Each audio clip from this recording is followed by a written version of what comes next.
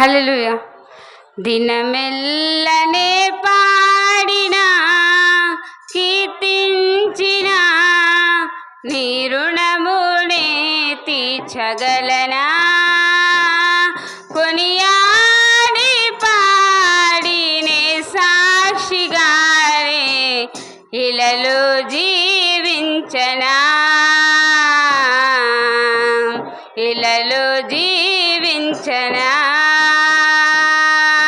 దినమెల్లనే పాడినా కీర్తించిన నీ రుణమునే తీర్చగలనా, కొనియాడి పాడినే సాక్షిగానే ఇలలో జీవించనా, ఇలలో జీవించనా.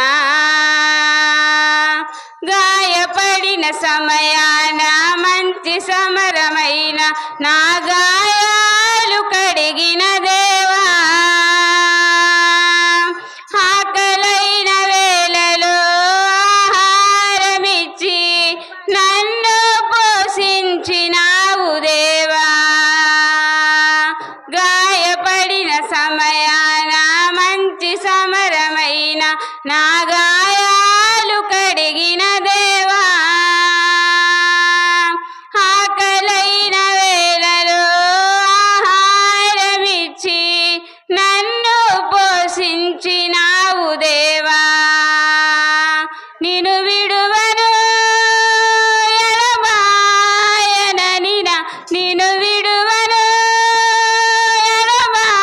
ఎడబాయననినా నా యేసయ్యా.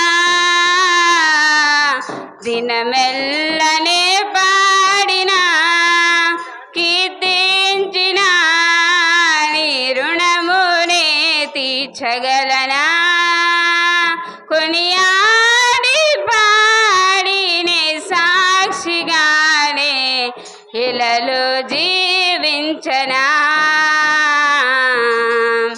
ఇలలో జీవించనా. నా బలహీనతయందు నా సిలువను మోస్తూ నిన్ను పోలి నేను నడచెదన్, వెనుకున్నవి మరచి ముందున్న వాటికై సహనముతో పరుగెత్తెదన్.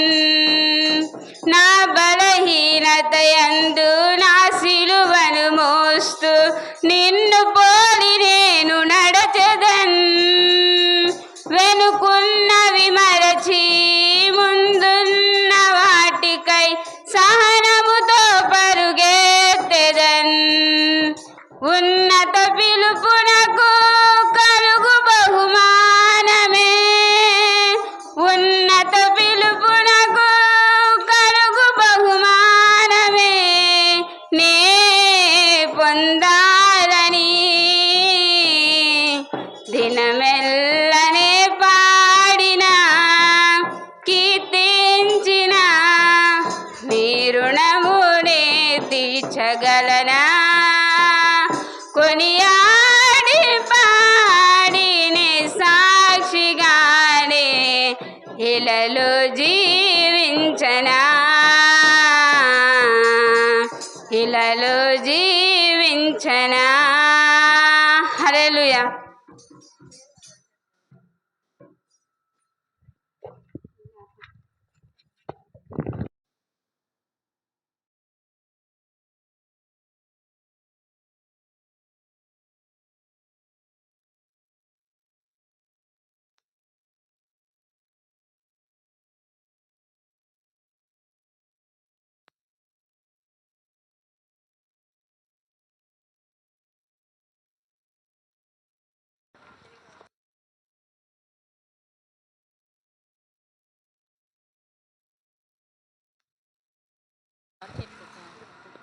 హల్లెలూయా.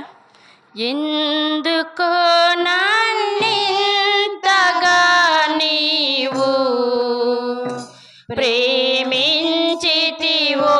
దేవా, అందుకో నా దీన స్తుతి హల్లెలూయా యేసయ్యా, హల్లెలూయా యేసయ్యా. ఎందుకో నన్నింతగా నీవు ప్రేమించితివో దేవా, అందుకో నా దీన స్తుతి పాత్ర. హల్లెలూయా యేసయ్యా, హల్లెలూయా యేసయ్యా. నా పాపము బాప నరరూపివైనావు,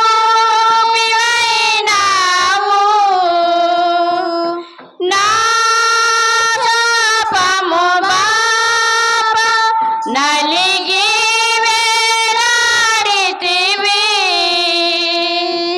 నా పాపము బాప నరరూపివైనావు,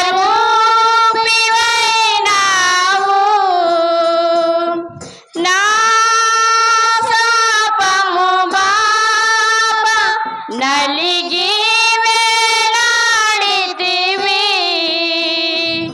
నాకు సాలిన దేవుడవు నీవే, నా స్థానములో నీవే. నాకు సాలిన దేవుడవు నీవే, నా స్థానములో నీవే. హల్లెలూయా యేసయ్యా, హల్లెలూయా యేసయ్యా. ఎందుకో నన్నింతగా నీవు ప్రేమించితివో దేవా, నా రూపము నాలో నిర్మించియున్నావు,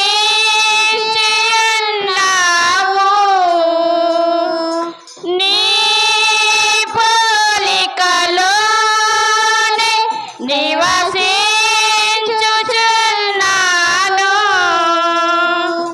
నీ రూపము నాలో నిర్మించియున్నావు,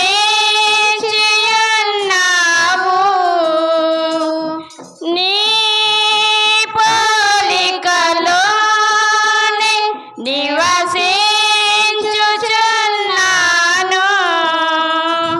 నీవు నన్ను ఎన్నుకొంటివి,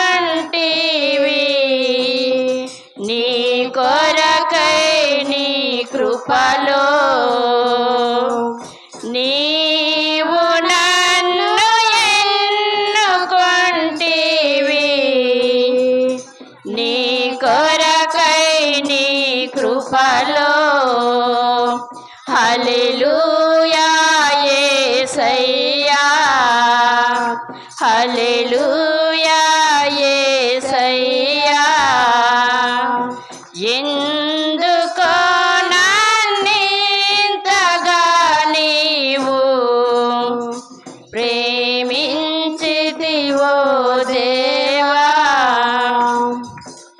నా శ్రమలు సహించి నా శ్రమైనావు, నా వ్యాధులు భరించి నన్నాదుకున్నావు,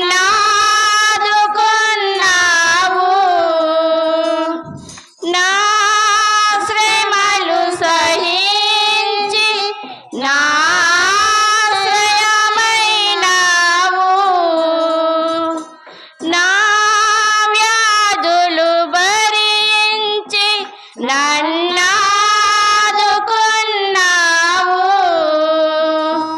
నన్ను నీలో చేర్చుకున్నావు,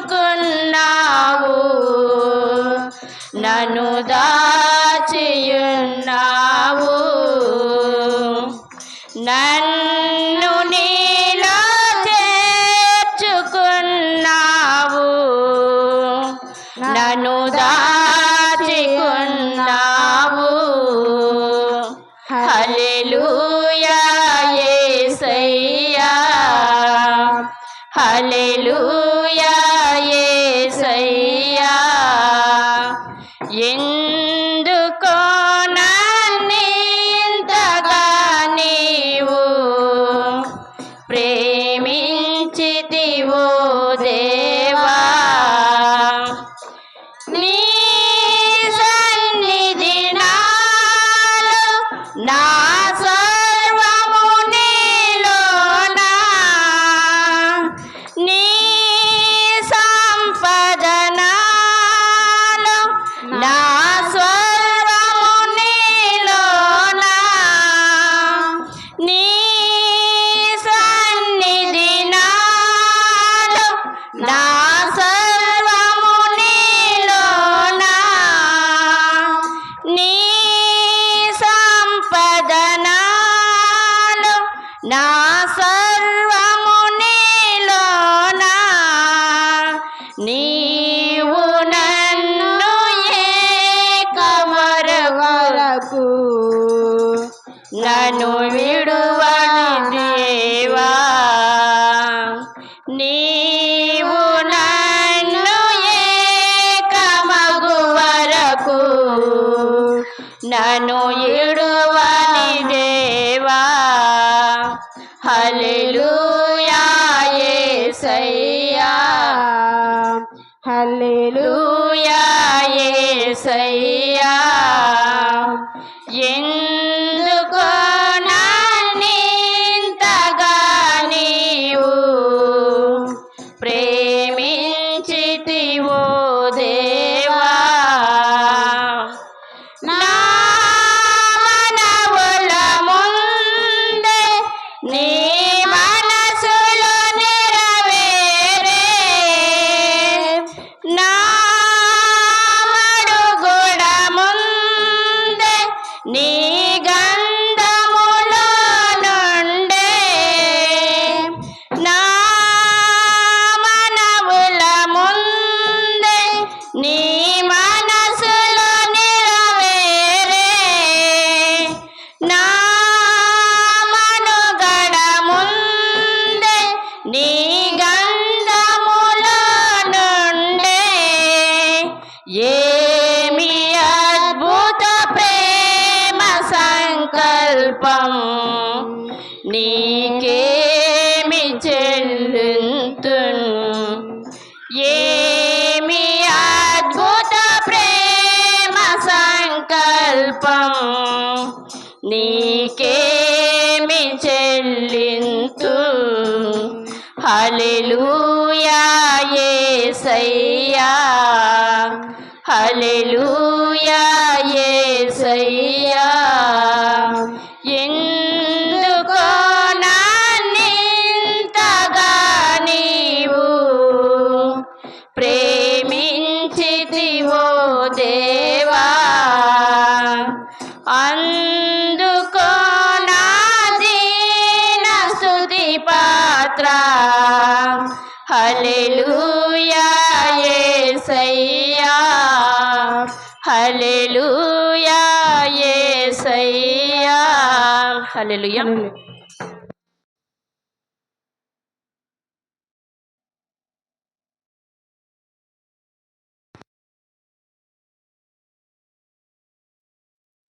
హల్లెలూయా.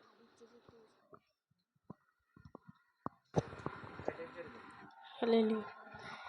ఎంత మంచి దేవుడవేసయ్యా, నీవెంత మంచి దేవుడవేసయ్యా. చింతలన్నీ తీరేనయ్యా నిన్ను చేరగా, ఎంత మంచి దేవుడవేసయ్యా. చింతలన్నీ తీరేనయ్యా నిన్ను చేరగా, ఎంత మంచి దేవుడవేసయ్యా. ఎంత మంచి దేవుడవేసయ్యా,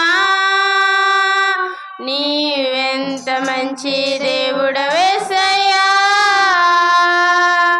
చింతలన్నీ తీరేనయ్యా నిన్ను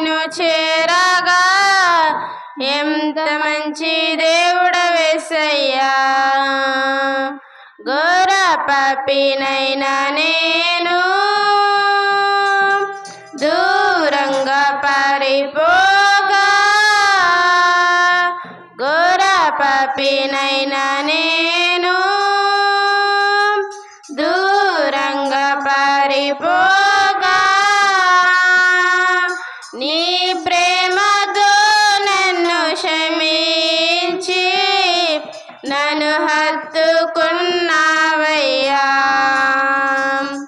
నీ ప్రేమతో నన్ను క్షమించి నన్ను హత్తుకున్నావయ్యా ఎంత మంచి దేవుడవేసయ్యా నీవెంత మంచి దేవుడవేసయ్యా చింతలన్నీ తీరేనయ్యా నిన్ను చేరగా ఎంత మంచి దేవుడవేసయ్యా నాకున్న వారందరూ నన్ను విడిచిపోనేలను నాకున్న వారందరూ నన్ను విడిచిపోనేలను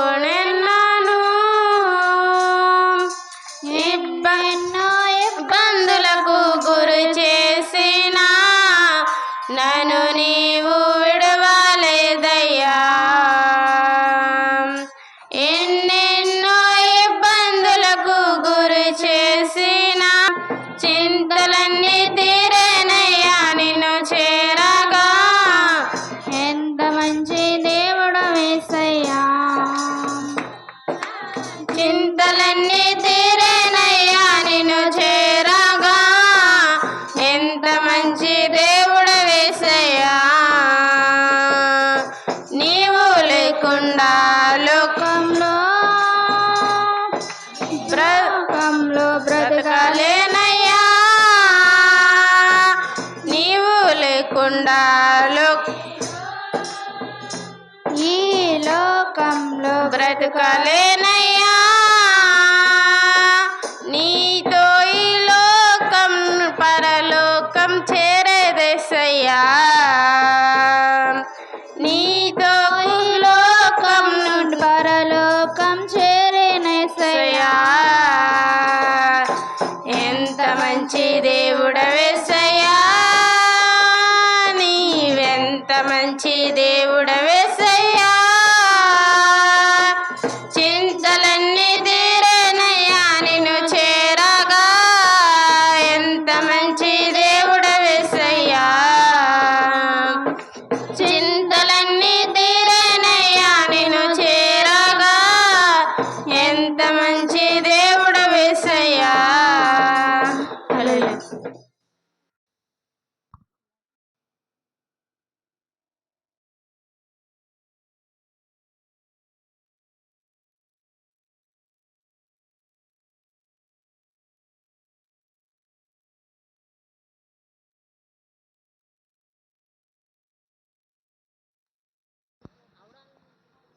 హల్లెలూయా స్నేహితుడా నా స్నేహితుడా నా ప్రాణ స్నేహితుడా ఆపదలో నన్నాదుకునే నిజమైన స్నేహితుడా నా నిజమైన స్నేహితుడా నన్నెంతో ప్రేమించినావు నా కోసం మరణించినావు నన్నెంతో ప్రేమించినావు నా కోసం మరణించినావు మరువగలనా నీ స్నేహము మరశీలనే మరుగలనా మరువగలనా నీ స్నేహము మరశీలనే మరుగలనా స్నేహితుడా నా స్నేహితుడా నా ప్రాణ స్నేహితుడా ఆపదలో నన్నాదుకునే నిజమైన స్నేహితుడా నా నిజమైన స్నేహితుడా. నా ప్రాణ ప్రియుడా నీ కోసమే వేశాను నిరతం నీ తోడుకై. నా ప్రాణ ప్రియుడా నీ కోసమే వేశాను నిరతం నీ తోడుకై. ఇచ్చేదన్న సర్వస్తము నాకున్న ఆశలు నీవేనయ్యా. ఇచ్చేదన్న సర్వస్తము నాకున్న ఆశలు నీవే సుమా. స్నేహితుడా నా స్నేహితుడా నా ప్రాణ స్నేహితుడా. ఆపదలో నన్నాదుకునే నిజమైన స్నేహితుడా. నా నిజమైన స్నేహితుడా. కన్నీటితో ఉన్న నన్ను కరుణించి నన్ను పలకరించావు. కన్నీటితో ఉన్న నన్ను కరుణించి నన్ను పలకరించావు.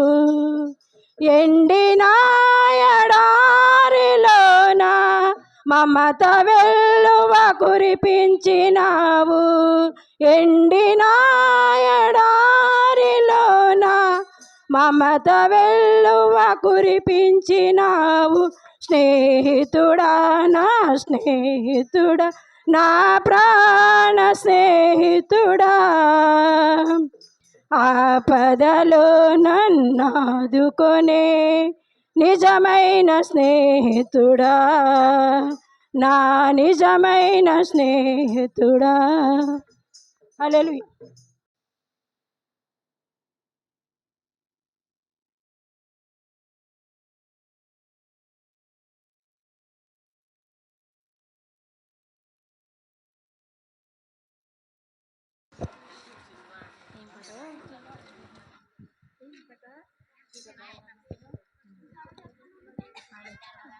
హల్లెలూయా. హల్లెలూయా. ఎడబాయని నీ కృపా నన్ను విడువదు ఎన్నటికీ. ఎడబాయని నీ కృపా నన్ను విడువదు ఎన్నటికీ. యేసయ్యా నీ ప్రేమానురాగా నన్ను కాయును అనుక్షణం. యేసయ్యా నీ ప్రేమానురాగా నన్ను కాయును అనుక్షణం. ఎడబాయని నీ కృపా నన్ను విడువదు ఎన్నటికీ. ఎడబాయని నీ కృపా శోకపు లోయలలో కష్టాల కడగండ్లలో కడలేని కడలిలో నిరాశ నిస్పృహలో శోకపు లోయలలో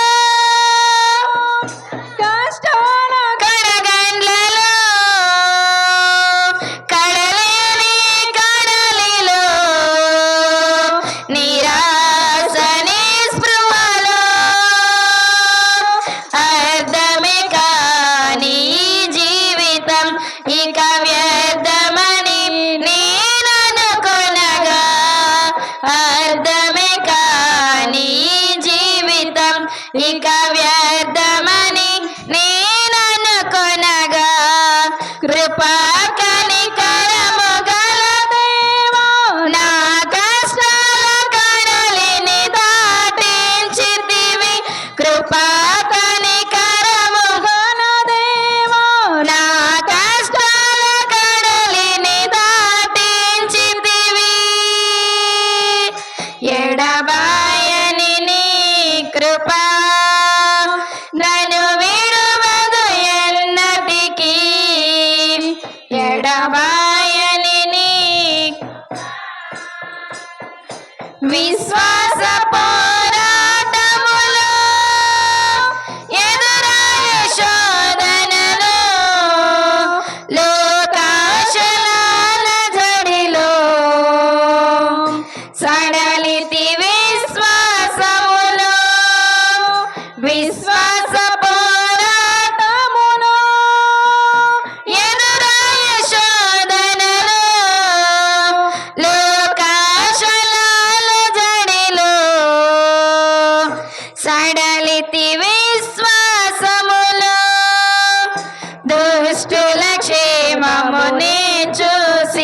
ఇక నీతి వ్యర్థమని అనుకొనగా దుష్టుల క్షేమమునే చూసి ఇక నీతి వ్యర్థమని అనుకొనగా దీర్ఘశాంతము గల దేవా నా చేయి విడువక నడిపించితివి దీర్ఘశాంతము గల దేవా నా చేయి విడువక నడిపించితివి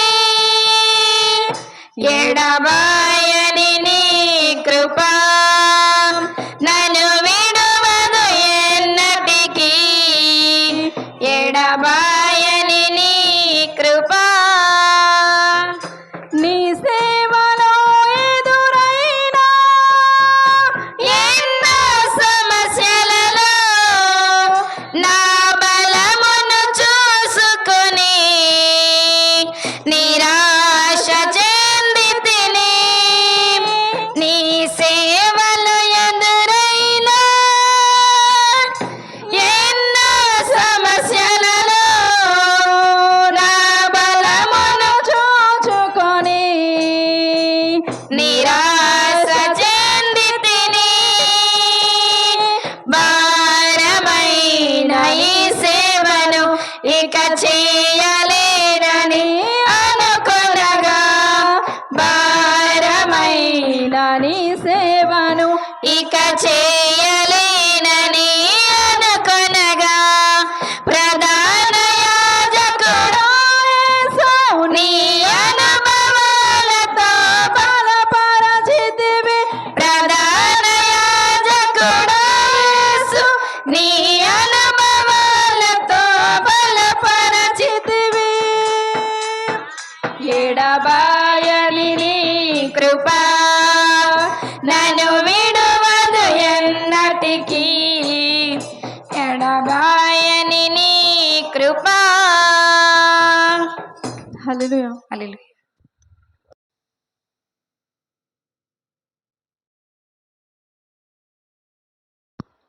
వాక్యభాగం చదువుదామండి.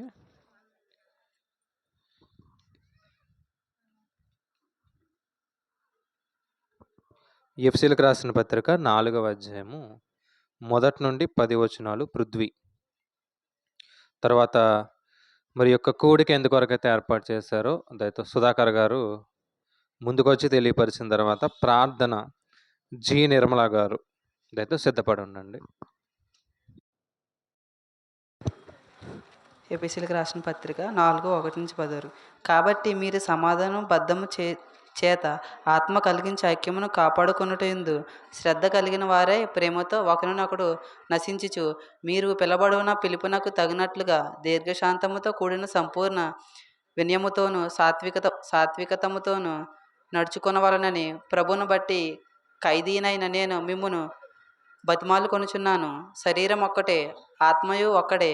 ఆ ప్రకారమే మీ పిలుపు విషయమై ఒక్కటే నిరీక్షణ యుండుటకు పిలువబడితిరి. ప్రభు ఇక్కడే, విశ్వాసం ఒక్కటే, బాప్తీసం ఒక్కటే, అందరికీ తండ్రి అయిన దేవుడు ఒక్కడే. ఆయన అందరికీ పైగా ఉన్నవాడై అందరిలోనూ వ్యాపించి అందరిలో ఉన్నాడు. అయితే మనతో ప్రతి వానికి క్రీస్తు అనుగ్రహించు వరము ఒకటి, పరిమాణము చొప్పున కృప ఇయ్యబడినను. అందుచేత ఆయన ఆరోహణమైనప్పుడు చేరగా పట్టుకొని పోయి మనుషులకు ఈవులను అనుగ్రహించనని చెప్పబడి ఉన్నది. ఆరోహణం ఏమనగా ఆయన భూమి యొక్క క్రింది భాగమునకు దిగిననియు అర్థమిచ్చుచున్నది కదా. దిగనవాడు తానే సమస్తమును నింపునట్లు ఆకాశ మండలం అన్నిటికంటే మరి పైకి ఆరోహణమై వాడై ఉన్నాడు. దేవుడి పరిశుద్ధ వాక్యభాగం చదివినందుకు దేవుని పేరట వందనాలు. మరి ఈ యొక్క శిలువ జ్ఞాన కూడికలో భాగంగా ఈ యొక్క గృహ కూడిక ఎందుకొరకైతే ఏర్పాటు చేశారో సుధాకర్ గారు వచ్చి తెలియపరుస్తారు. తర్వాత ప్రార్థన నిర్మల గారు సిద్ధపడి ఉండండి.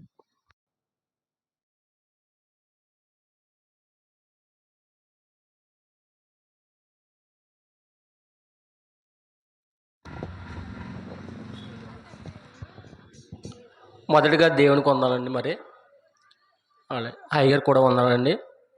కూడి వచ్చిన సంఘ బిడ్డలందరూ కూడా వందనాలు తెలియజేస్తున్నానండి. గత 12వ తారీఖున జరగవలసిన యొక్క కూడికనండి సాతాను గలిబిలి వల్ల జరగబో జరగలేదండి. మన అనివార్య కారణాల వల్ల తర్వాత ఈ డేట్ని మేము నిర్ణయించుకోవటం జరిగిందండి. అన్నీ ఏర్పాటు చేసుకున్నాం, కానీ ఆ యొక్క సాతాను గలిబిలి వల్ల ఈ కూడికని పెట్టించుకోలేకపోయాన్ని. నా కుటుంబంలో అయితే దేవుడు చాలా అద్భుత కార్యాలు చేశాడండి.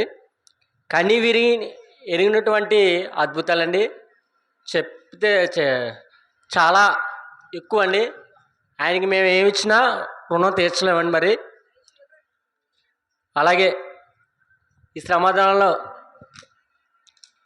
నేను కూడా కూడికి పెట్టించుకోవాలని ఆశ కలిగి మరి పెట్టించుకోవడం జరిగిందండి. అలాగే నా కుటుంబం గురించి, అలాగే నా మిస్సెస్ మరి గర్భవతి అయి ఉన్నదండి. మరి 7వ నెలండి. ఆవిడ గురించి కూడా మీ అనుదిన ప్రార్థనలో పెట్టవలసిందిగా ప్రభుపేట మనం చేసుకుంటున్నాం. అలాగే నా బిడ్డ కోసం, అలాగే నా యొక్క ఫ్యామిలీ గురించి కాకుండా మరి మా సంఘ అందరి ఫ్యామిలీ గురించి కూడా మరి మీ అనుదిన ప్రార్థనలో పెట్టవలసిందిగా ప్రభుపేట మనం చేసుకుంటున్నాం. దేవుడి ఇన్స్ట్రక్షన్ దీవించిన గాక.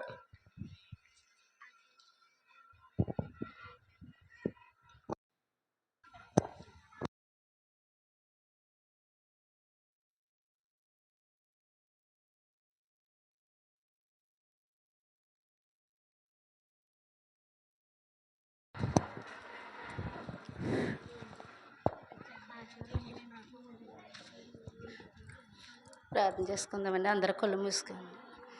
స్తోత్రం స్తోత్రం స్తోత్రం. పరిశుద్ధుడ నీతిమంతుడ శక్తిమంతుడ నా ప్రభా నాయన నీకు వేలైతే వందనాలు, వేలైతే స్తోత్రాలు నా ప్రభా. గత వారం నుంచి నా ప్రభా ఈ వారం దాకా ఎంతగానో కాసి కాపాడవు నా ప్రభా. పొద్దున సమయంలో ఎంతగానో కొడుకులో మీరు ఉన్నారు నా ప్రభా. అదే రీతిగా నా ప్రభా పుడికడ సమయంలో మీరు తోడుగా ఉన్నారు నా ప్రభా. దూర ప్రాంతాల నుంచి నా ప్రభా ఎంతగానో ప్రయాసపడి నా ప్రభా అయ్యగారు ఎంతగానో వస్తున్నారు నా ప్రభా. ఆ ప్రయాణం అంతగా తోడుగా నీడుగా ఉండి నా ప్రభా సహాయం చేసి నడిపించమని అడిగించినందే నా ప్రభా. శ్యామల కూడికలని నా ప్రభా మేము జ్ఞాపం చేసుకున్నాము నా ప్రభా. మేము ఎంతగానో మాకు ఎన్నో మేలు చేశాడు దేవుడు అని ఎంతగానో చెప్పాడు నా ప్రభా. బిడ్డ అయితే నా ప్రభా వాళ్ళ అత్తింపలు కాకుండా నా ప్రభాలు పుట్టిన వాళ్ళని అందరినీ దీవించి ఆశ్రయించిన ప్రభా నాయన. మొత్తం కుటుంబాలందరినీ దీవించి ఆశ్రయించమని అడిగారు నా ప్రభా నాయన. భార్య గారు అయితే నా ప్రభా 7 నెలల గర్భవతి నా ప్రభా నాయన చేయమని అడిగించున్నాను దేవా. నీకు వందనాలు ప్రభా నాయన. యేసయ్య చిన్న బిడ్డను దీవించండి నా ప్రభా, ఆశ్రయించండి నా ప్రభా నాయన. సుధాకర్ చేసిన పని బాటలో మీరు తోడుగా ఉండి నా ప్రభా నాయన. యేసయ్య నీకు వందనాలు ప్రభా నాయన. నా తల్లిదండ్రులని నా ప్రభా దీవించి ఆశ్రయించండి నా ప్రభా. వాళ్ళ చెల్లి కుటుంబం కానీ తమ్ముడు కుటుంబాన్ని కూడా దీవించి ఆశ్రయించండి నా ప్రభా నాయన. మా సంఘంలో ఎన్నో అభివృద్ధి కార్యాలు చేస్తున్నావు నా ప్రభా నాయన. మేమైతే గణించలేకపోతున్నాం నా ప్రభా నాయన. నీ సన్నిధానికి వచ్చిన ప్రభా నాయన ఎన్నో మేలు నా ప్రభా ఎంతగానో చేస్తున్నావు నా ప్రభా. నీకు తెలిసిన ప్రభా నాయన. నీకు వందనాలు ప్రభా నాయన. ప్రతి బిడ్డని సన్నిధానికి తోడుకు రామని అడిగించిన దేవా. నీకు వందనాలు పన్ను బట్టలకు వెళ్ళిన ప్రతి బిడ్డని దీవించి ఆశ్రయించండి నా ప్రభా. నీకు వందనాలు గర్భం లేని బిడ్డలు ఉన్నారు నా ప్రభా నాయన. ఒక్కసారి గర్భం తెరిపించమని అడిగించిన దేవా. నీకు వందనాలు ప్రభా నాయన. గర్భిణీ స్త్రీలు ఉన్నారు నా ప్రభా. సులువైన కానుపు దయచేయమని అడిగించిన దేవా. నీకు వందనాలు ప్రభా నాయన. నేను ఎవరినైనా మర్చిపోతే నా ప్రభా నన్ను క్షమించమని నా ప్రభా. నువ్వు లోకమంతా వెరిగిన దేవుడు నా ప్రభా నాయన. నీకు వందనాలు ప్రభా. ఏ అవసరాలతో ఉన్నారో నా ప్రభా, ఏ ఇబ్బందులతో ఉన్నారో నా ప్రభా నీకు తెలిసిన ప్రభా. ఒక్కసారి ముట్టి సహాయం చేసి నడిపించమని అడిగించిన దేవా. నీకు వందనాలు ప్రభా. గృహాలు కట్టుకున్న బిడ్డలు ఎంతో మంది ఉన్నారు నా ప్రభా నాయన. సహాయం చేయమని అడిగించిన దేవా. నీకు వందనాలు ప్రభా. ప్రతి బిడ్డకి గృహాలకు సహాయం చేయమని అడిగించిన దేవా. నీకు వందనాలు ప్రభా నాయన. మా సంఘంలో నా ఏ వాక్యం అయితే చెప్పబోతున్నారో నా ప్రభా అయ్యగారు అయితే నా ప్రభా దాని ప్రకారంగా మేము నడుచుకున్న భాగం మాకు దయచేయమని నా ప్రభా. నా ప్రార్థన ఏమైనా తప్పులు పొరపాట్లు ఉంటే క్షమించమని నా ప్రభా. ఈ ప్రార్థన నా ప్రభా నజరైన యేసునామమున అడిగి ప్రార్థించినందుకు దేవుని పేరట వందనములు. చిన్న ప్రార్థన చేద్దామండి. దయ కలిగినటువంటి మా కన్న తండ్రి, నీ ఘనమైన ఉన్నతమైన నామమునకు వందనములు. దేవా మీ యొక్క ఉన్నతమైన కృపను బట్టి తండ్రి మమ్మల్ని కాచి కాపాడిన విధానాన్ని బట్టి తండ్రి వందనములు. దేవా మేము వింటున్న ప్రతి మాట దేవా మీరు మా కొరకు రాయించినటువంటి మాటలని గమనించి దేవా, కేవలం విని విడిచిపెట్టేవారుగా కాకుండా మా యొక్క హృదయాల్లో వాటిని భద్రం చేసుకుని దేవా, అట్టి రీతిగా బ్రతుకుడు తండ్రి కృప చూపించండి. దేవా, ఇదిగో తండ్రి, ముఖ్యంగా ఈ యొక్క కూడికను ఎవరైతే ఏర్పాటు చేసుకుని ఉన్నారో దేవా, వారి యొక్క కుటుంబాన్ని బట్టి తండ్రి ప్రార్థన చేయుచున్నాం. నీ కృపలో తండ్రి వారిని బలపరచండి, మరింతగా దీవించి ఆశీర్వదించండి. వారికి దేవా ఇచ్చినటువంటి బిడ్డలను బట్టి తండ్రి వందనములు అయ్యా. వారి కుటుంబంలో తండ్రి మరింత సంతోషకరమైనటువంటి జీవితాన్ని దేవా మీరు దయచేయండి. అలాగే తండ్రి, ఇక్కడికి వచ్చి నీ మాటలు వింటున్న ప్రతి ఒక్కరికి కూడా అయ్యా, ఇదిగో తండ్రి, నీ కృపను బట్టి దేవా విని విడిచిపెట్టే వారుగా మేము ఉండకుండా ఆ వాక్య ప్రకారం బ్రతికి అయా మీరున్నటువంటి లోకానికి చేరుటకు తండ్రి కృప చూపించండి. చెబుతున్న నాకును వింటున్న ప్రతి ఒక్కరికి సమయోచితమైన జ్ఞానమును పరిశుద్ధాత్మ దేవుని తండ్రి తోడుగా ఉంచుతారని తండ్రి కోరుచు ఈ యొక్క ప్రార్థన క్రీస్తు నామమును బట్టి అడిగి వేడుకుంటున్నాం పరమ తండ్రి, ఆమేన్. ముందుగా తండ్రి అయిన దేవునికి వందనములు. అలాగే కూడి వచ్చిన మీ అందరికి కూడా క్రీస్తు వారి పేరట వందనములు. ఈ యొక్క కూడికి ఏర్పాటు చేసినటువంటి కుటుంబానికి కూడా క్రీస్తు వారి పేరట వందనములండి. పరిశుద్ధ గ్రంథంలో నుండి కొన్ని విషయాలు జాగ్రత్తగా మనం పరిశీలన చేద్దాం. ఇప్పటికీ యేసుక్రీస్తు వారు పలికినటువంటి 3 మాటలు గురించి మనం మాట్లాడుకున్నాం. ఏమండి, యేసుక్రీస్తు వారు సిలువలో పలికినటువంటి 7 మాటల్లో 3 మాటలు మనం మాట్లాడుకున్నాం. ఒకటి క్షమించు అనే దాని గురించి, రెండవది దొంగతో యేసుక్రీస్తు వారు మాట్లాడినటువంటి సందర్భం, దొంగలో వచ్చినటువంటి మార్పు గురించి, అలాగే మూడవది తల్లి యొక్క బాధ్యతని దేవుడు ఎలా స్వీకరించాడు, అలాగే ఆయన ఇచ్చినటువంటి ఆ పనిని యోహాను గారు ఎలా స్వీకరించారు, ఈ విషయాలన్నీ కూడా మనం మాట్లాడుకున్నాం. ఇక నాలుగవది ఏంటి అంటే ఈ 3 విషయాలు కూడా ముందు మాట్లాడుకున్నటువంటి 3 విషయాలు కూడా ఒకరి గురించి మాట్లాడినటువంటి మాటలు ఇవి. అంటే యేసుక్రీస్తు వారు తన గురించి కాకుండా ఇతరుల గురించి పలికినటువంటి మాటలు ఈ 3 మాటలు. ఆయన గురించి ఆయన మాట్లాడలేదు, ప్రజల గురించే క్షమించమని అడిగాడు. 2 దొంగ గురించి ఆలోచించాడు, మూడవది తల్లి గురించి ఆలోచించాడు. అంటే ఇతరుల గురించి మాత్రమే ఆయన ఏం చేశాడు, ఆలోచించాడు. ఇక ఈ 4వ మాట దగ్గరకు వస్తే ఇది తనకు తానుగా మాట్లాడుతున్నటువంటి మాట. ఇది ఆయనకు సంబంధించినటువంటి మాట. ఇది ఎవరికి సంబంధించింది, ఆయనకు సంబంధించినటువంటి మాట. ఎక్కడుంది 4వ మాట? మత్తయి సువార్త 27వ అధ్యాయము 45వ వచనం చదువుదామండి. మత్తయి గారు రాసినటువంటి సువార్త 27వ అధ్యాయము తీసి చదవగలిగితే జాగ్రత్తగా ప్రతి మాటని కూడా మీరు రాసుకోవడానికి ప్రయత్నం చేయండి. కొన్ని వచనాలు ఎక్కువ ఉన్నాయి, ఇబ్బంది పడకండి, జాగ్రత్తగా రాసుకోండి.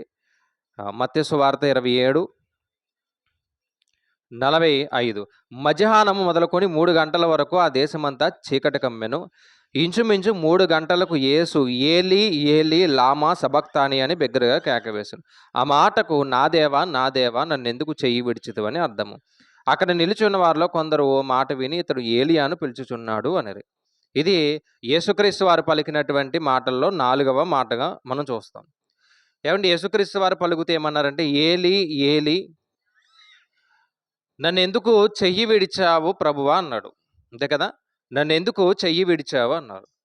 ఈ మాట చదువుతున్నప్పుడు ఆయన వేరే ఉద్దేశంతో మాట్లాడారని చాలామంది అనుకుంటారు. నన్ను ఎందుకు విడిచిపెట్టావు అని ఏదో కోపంగా మాట్లాడుతున్నట్టు, ద్వేషంతో మాట్లాడుతున్నప్పుడు, లేదా నన్ను ఎందుకు వదిలేసావు అని కొంచెం గట్టిగా డిమాండ్ చేస్తూ మాట్లాడుతున్నట్టు అనుకుంటారు. కానీ నిజానికి మనం జాగ్రత్తగా పరిశీలన చేయగలిగితే ఆయన ఆ ఉద్దేశంతో అయితే మాట్లాడలేదు. ఆయన ఎందుకు మాట్లాడుతున్నాడు అనేది మనం ఒక్కొక్క వచనాన్ని బట్టి జాగ్రత్తగా పరిశీలన చేద్దాం. ఏమండి, చాలాసార్లు విన్నదే. ప్రతి గుడ్ ఫ్రైడేకి కూడా ఈ మాట మనం ఏం చేస్తాం, జ్ఞానిస్తాం. ఇంకా కొంచెం లోతుగా జ్ఞానించడానికి మనం ప్రయత్నం చేద్దాం. నిజానికి ఎందుకు ఆయన సిలువ మరణానికి వెళ్ళాడు, ఎందుకు సిలువెక్కాడు ఆయన అంటే, ఆయన ఒక యూదుడు. యూదులు ధర్మశాస్త్రం కింద ఉంటారు. యూదులు నేర్చుకునేటటువంటి ధర్మశాస్త్రంలో 10 ఆజ్ఞలు అనేవి ఉన్నాయి. అందులో మొదటి ఆజ్ఞ ఏది?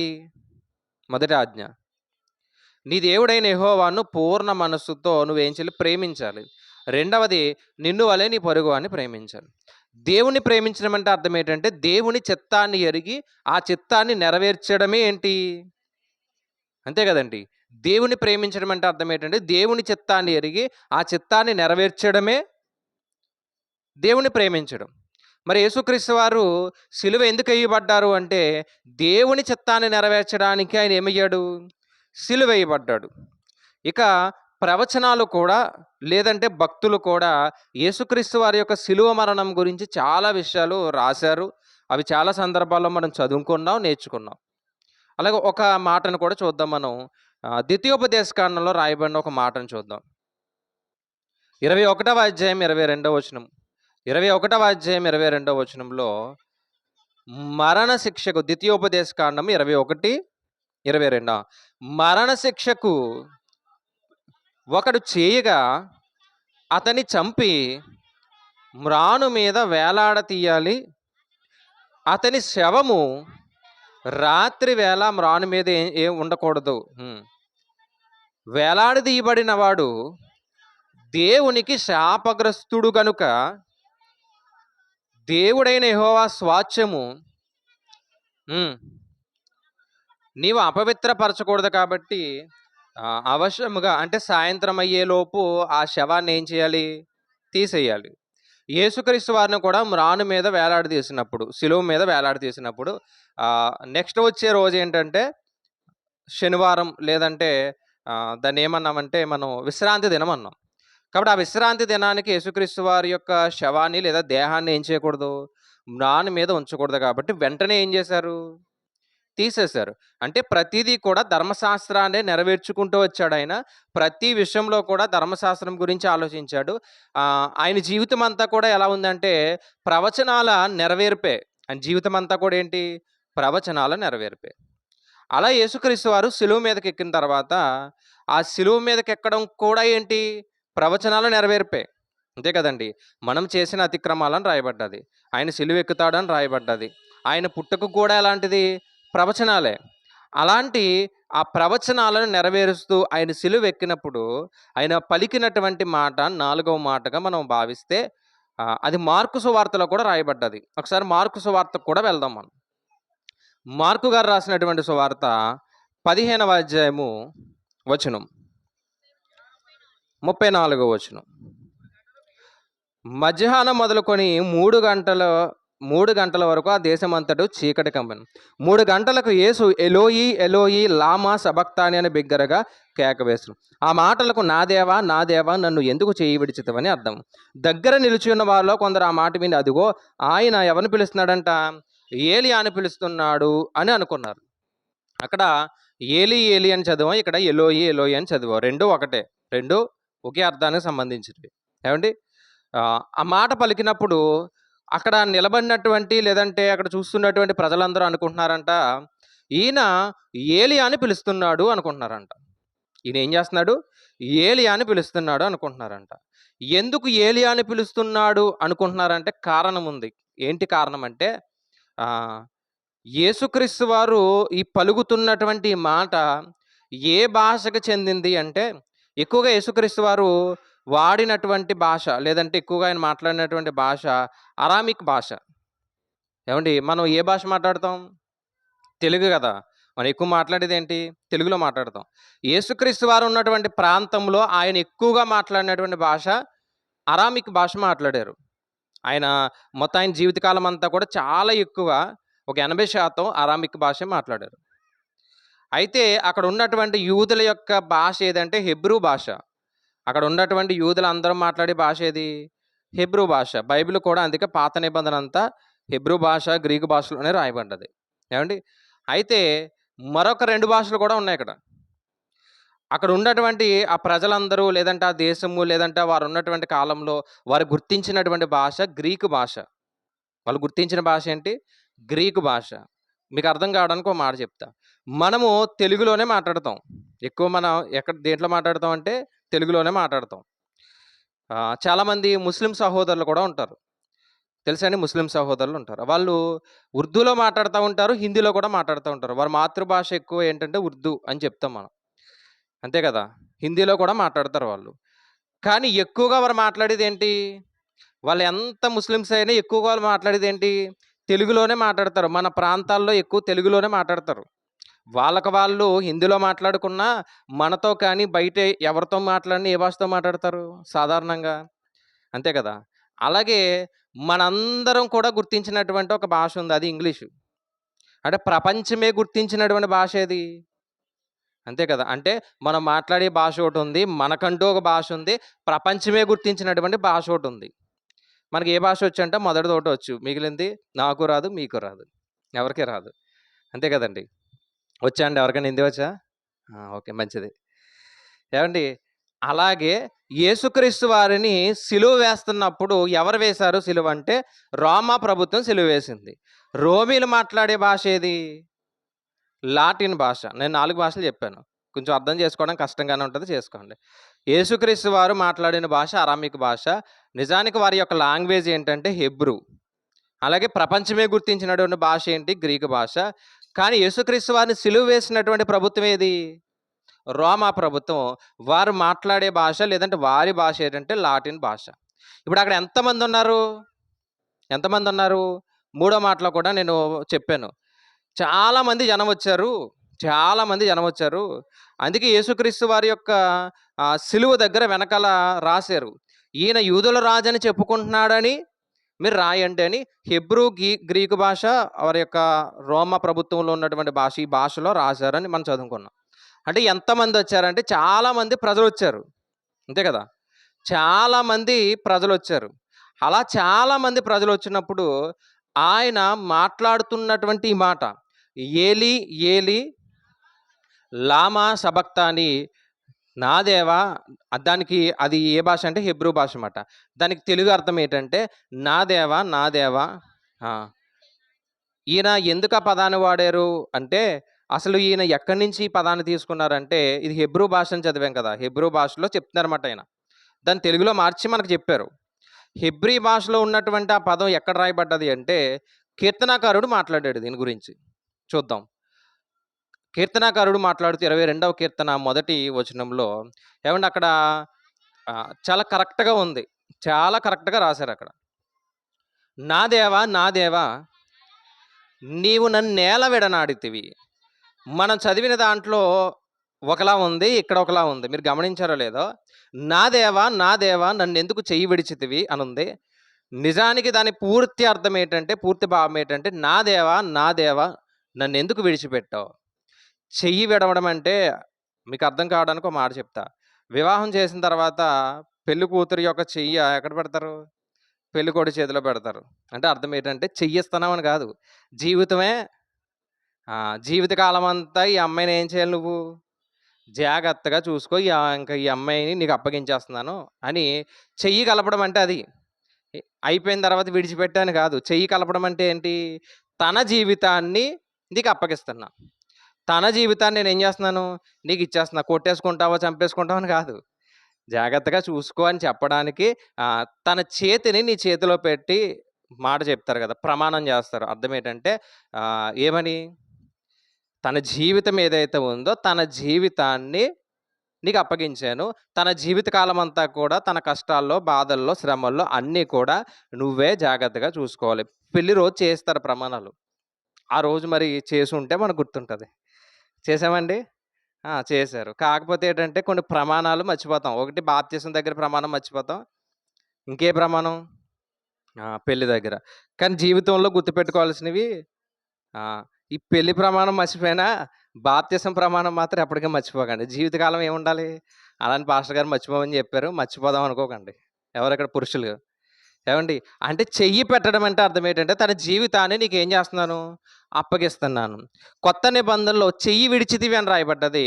నిజానికి దాని పూర్తి అర్థము పాత నిబంధనలో రాయబడ్డది ఏమనంటే, నా దేవా నన్ను చదవండి.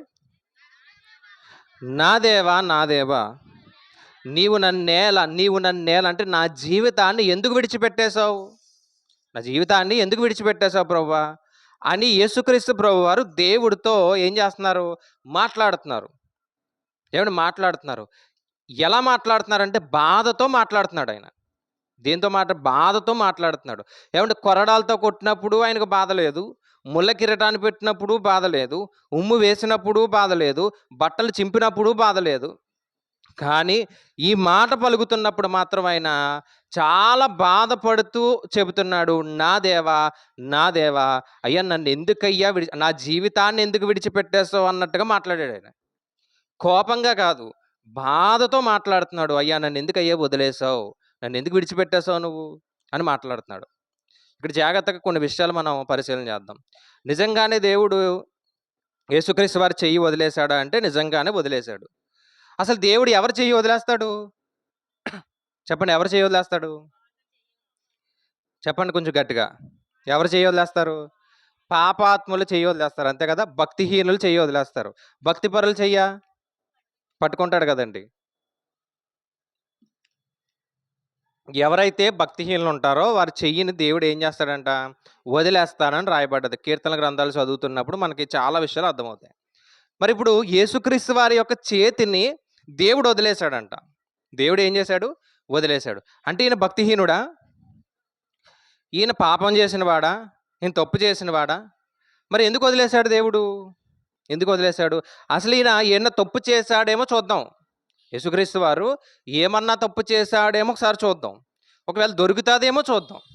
ఏమండి, అసలు యేసుక్రీస్తు వారు ఏమన్నా తప్పు చేశారేమో, ఏమన్నా దొరుకుతాదేమో అని ఒకసారి చూడగలిగితే మత్తయి సువార్త 4వ అధ్యాయము, ఏమండి వచనం రాసుకోండి, మీకు తెలిసిన సందర్భమే. మత్తయి సువార్త 4వ అధ్యాయం మొదటి 10 వచనాలు, లూకా సువార్త 4వ అధ్యాయం మొదటి 10 వచనాలు. ఈ మొదటి 10 వచనాలు చదివితే యేసుక్రీస్తు వారు 40 దినాలు ఉపవాసం ఉన్నప్పుడు అపవాది వచ్చి శోధించింది. తెలుసు కదా సందర్భం. 2 చోట్ల అదే రాయబడ్డది. అందుకే 2 వచనాలు కూడా చెప్పాను. 2 వచనాలు రాసుకోండి. మత్తయి సువార్త 4వ అధ్యాయము మొదటి 10 వచనాల్లో రాయబడ్డది. అలాగే లూకా సువార్త 4వ అధ్యాయము మొదటి 10 వచనాల్లో రాయబడ్డది. ఏమనంటే యేసుక్రీస్తు వారు బాప్తిసం పొందారు, పరిశుద్ధాత్మ దేవుడు వచ్చాడు. పరిశుద్ధాత్మ ప్రేరణ చేత కొండ మీద తీసుకెళ్ళిపోతే అక్కడ పరిశుద్ధాత్మ ప్రేరణ చేత శోధింపబడ్డాడు. ఎన్ని దినాలు ఏం తినలేదు ఆయన? 40 దినాలు ఏమీ తినలేదు. 40 దినాలు ఉపవాసం ఉన్నాడు. అప్పుడు ఎవరు వచ్చారు? అపవాది వచ్చి అక్కడ అడుగుతున్న ప్రశ్న ఏంటంటే, అప్పటికే 40 దినాలు ఏం తినలేదంటే ఎంత ఆకలితో ఉంటాడు ఆయన? చెప్పండి, ఎంత ఆకలితో ఉంటాడు? చెప్పండి, ఎంత ఆకలితో ఉంటాడు ఆయన? 12 అయ్యే వరకు వాక్యం అలా చెప్తున్నాను పోయాను అనుకోండి నేను. మీరు తినొచ్చారా? తిని రాలేదు కదా, కాకపోతే ఆకలేస్తుంది. యేసుక్రీస్తు ప్రభు వారు 40 దినాలు ఏమి తినలేదు, చాలా ఆకలితో ఉన్నాడు. అప్పుడు సాతాను వచ్చి ఈ రాళ్ళని రొట్టెలుగా చేసుకొని తినే అన్నాడు. ఈ రాళ్ళని రొట్టెలుగా చేసుకొని తినే. నువ్వు నిజముగా దేవుని కుమారుడు అయితే ఇదిగో ఇక్కడి నుంచి దూకే. కీర్తన గ్రంథం 91వ కీర్తనలో దేవదూతలు వచ్చి పట్టుకుంటే అని రాయబడ్డది కదా. కాబట్టి దేవదూతలు వచ్చి ఏం చేస్తారు? నిన్ను పట్టుకుంటారు అని చెప్పాడు.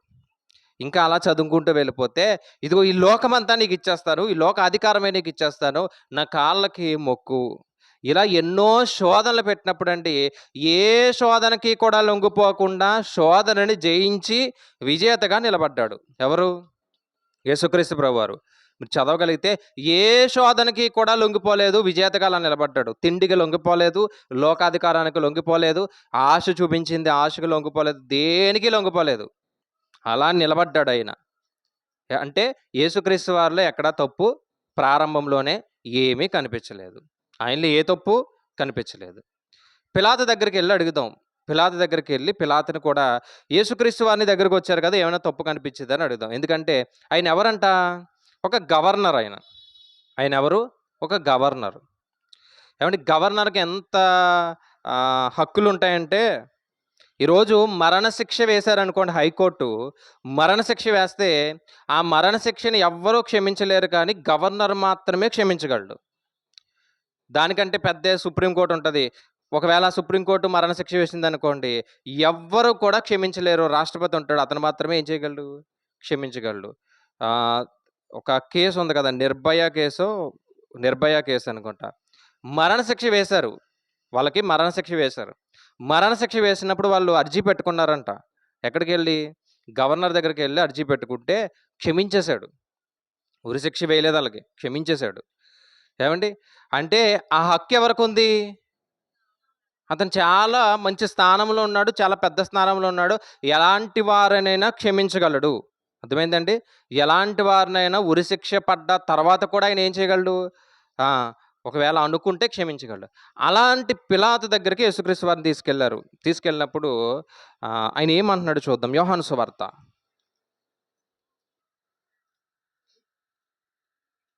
19వ అధ్యాయము 6వ వచనం. యోహాను గారు రాసినటువంటి సువార్త 19వ అధ్యాయం 6వ వచనం. ప్రధాన యాజకులను బంట్రోతులను ఆయనను చూచి సిలువ వేయము, సిలువ వేయము. పిలాతు ఆయన యందు ఏ దోషము నాకు కనబడలేదు. పిలాతు ఏం చెప్తున్నాడంటే, అందరూ తీసుకెళ్లారంట, ప్రధాన యాజకుల దగ్గరికి వెళ్ళారు. ప్రధాన యాజకులు మాట్లాడుతున్నారు, యాజకులు ధర్మశాస్త్రం ఉపదేశం అందరూ మాట్లాడుతున్నారంట. ఈయన చంపేయండి, ఈయన చంపేయండి అంటుంటే పిలాతు మాట్లాడుతున్నాడు ఏమనంటే, ఆయన యందు ఏ దోషము నాకు కనబడలేదు కనుక మీరే ఆయనను తీసుకొని పోయి, అంటే ఆయన చాలా పరిశీలించాడు. ఏం ఏమైనా తప్పు ఉందేమో అనుకున్నాడు. కానీ ఏమంటే ఆయనకి ఏ తప్పు కనిపించలేదంట. ఆయన మాట్లాడుతున్నాడు యేసుక్రీస్తు వారి గురించి ఒక సర్టిఫికెట్ ఇచ్చాడు. ఏమనంటే, యేసుక్రీస్తు ప్రభు వారిలో ఏమి లేదు, ఏ దోషము లేదు, ఏ పాపము లేదు. లూకా సువార్తలో కూడా ఈ మాట రాయబడ్డది. చూద్దాం. లూకా గారు రాసినటువంటి సువార్త 23వ అధ్యాయము 21వ వచనం. లూకా గారు రాసినటువంటి సువార్త 23:21. లూకా గారు రాసినటువంటి సువార్త 23వ అధ్యాయం 21. వారు ఈయన్ని సిలువ వేయండి, సిలువ వేయమని కేకలు వేసిరి. 3వ మారు ఇతడు ఏ దుష్కార్యము చేసెను, ఇతని యందు మరణముకు తగిన నేరమేమియు నాకు కనబడలేదు గనుక ఇతన్ని శిక్షించి విడుదల చేతునని వారితో చెప్పాను. అంటే వీళ్ళు పలుకుతున్నారంట ఏమనంటే, ఈయన్ని సిలువేసేయండి, సిలువేసేయండి కేకలు వేస్తున్నారంట. 3వ మారు అతడు, అంటే ఆల్రెడీ 2 సార్లు అడిగాడు, 2 సార్లు చెప్పాడు, మరి నాకు ఈయనలో ఏం కనిపించట్లేదు, మీరేమో సిలువేయండి సిలువేయండి అంటున్నారు, ఒకసారి మరలా చెక్ చేసుకోండి, ఎందుకంటే ఈయన ఎవరు, ఏ పాపం చేయలేదు, చాలా నీతిమంతుడు, ఈ నీతిమంతుని మనం సిలువేయడం తప్పు కదా అని ఒకసారి మీరు కూడా చెక్ చేసుకోండి అని 3వసారి ఫైనల్గా అడిగాడంట, చివరగా అడిగినప్పుడు అక్కడ ఉన్నటువంటి వాళ్ళందరూ అంటున్నారు, కేకలు వేశారంట. చూడండి. అయితే వారు ఒకే పట్టణముగా పెద్ద కేక వేసి వీనని సిలువ వేయమని అడగగా వారి కేకలే గెలిచాను. అంతే కదండి. కొన్ని సందర్భాల్లో ఎక్కువ ఎవరైతే మాట్లాడతారో, లేదంటే ఎక్కువ మెజారిటీ ఏదో వస్తుందో అదే నిజమైపోతూ ఉంటుంది. అంతే కదా. ఎక్కువ మెజారిటీ ఎవరైతే, వీళ్ళు చూడండి కేకలు పెట్టారంట. వీళ్ళు ఏం చేశారు, కేకలు పెట్టారంట. వీళ్ళ కేకలే ఏమయ్యాయి, వీళ్ళ కేకలే గెలిచారని రాయబడ్డది. అందుకే నోరు ఉన్నవాడికి రాజ్యం ఎవరిది, అది నోరున్నవాడిదే రాజ్యం అంటారు కదా. అలాగే వీళ్ళ నోరుని బట్టే యేసుక్రీస్తు వారు సిలువ దగ్గరికి వెళ్ళిపోయారు. కానీ పిలాతు మాట్లాడుతూ అంటున్నాడు, అయ్యా మరి ఈయనలో ఏ దోషము లేదు, మరి ఏం చేద్దామని అడిగాడు అంతే. కానీ కేకలు వేశారంట, ఒకే పట్టుగా కేకలు వేశారంట, మరి మీ పాప మీద మీరే చూసుకోండి అని చెప్పి చేతులు కడుక్కుని ఓకే తీసుకెళ్ళిపోండి అన్నారన్నమాట. అంటే ఒకటి అపవాది శోధనలో కూడా జయించాడు. రెండవది పిలాతు దగ్గరికి వెళ్ళినప్పుడు కూడా పిలాతులో కూడా, అంటే పిలాతు గమనిస్తున్నప్పుడు అతనికి కూడా కనిపించింది ఏంటి, ఏ దోషము చేయలేదు. అలాగే దొంగ దగ్గరికి వెళ్తాయి, దొంగ కూడా మాట్లాడాడు, తెలుసు కదా. లూకా సువార్త 23వ అధ్యాయంలో దొంగ కూడా ఏమన్నాడు, ఒకసారి అతని సర్టిఫికెట్ కూడా తీసుకుందాం, అతను ఏం మాట్లాడాడో ఒకసారి చూద్దాం. 23వ అధ్యాయం 40వ వచనం. అయితే రెండవ వాడు వారిని గద్దించి, నీవు అదే శిక్షలో ఉన్నావు కదా, దేవునికి భయపడవా, నీవు కూడా ఎలా ఉన్నావు, అదే శిక్షలో ఉన్నావు కదా, నీవు కూడా అదే పాపం చేసావు కదా, మరి నువ్వు భయపడవా, మనకైతే ఇది క్రమమే, ఎందుకంటే మనం తప్పు చేసాం, మనం పాపం చేసాం కాబట్టి. ఈయనలో ఏమి లేదు, అసలు ఏ దోషము లేదు, ఏ పాపము లేదు, అసలు శిక్షకి ఇతను ఏంటి, అర్హుడే కాదు అని దొంగ చెప్పాడు. అటు దొంగ మాట మేమెందుకంటాం, అటు దొంగ కదండి అంటే, సాక్షాత్తు పరిశుద్ధాత్మ దేవుడే చెప్పాడు ఒక మాట. హెబ్రీయులకు రాసిన పత్రిక, సాక్షాత్తు పరిశుద్ధాత్మ దేవుడే చెప్పిన మాట చూద్దాం. హెబ్రీయులకు రాసిన పత్రిక 4వ అధ్యాయము 5వ వచనం, 15వ వచనం చూద్దాం. 15.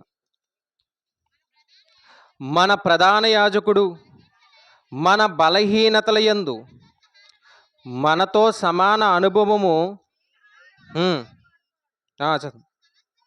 సమస్త విషయములోను మనవలే శోధింపబడినను ఆయన పాపము లేనివాడుగా ఉండెను.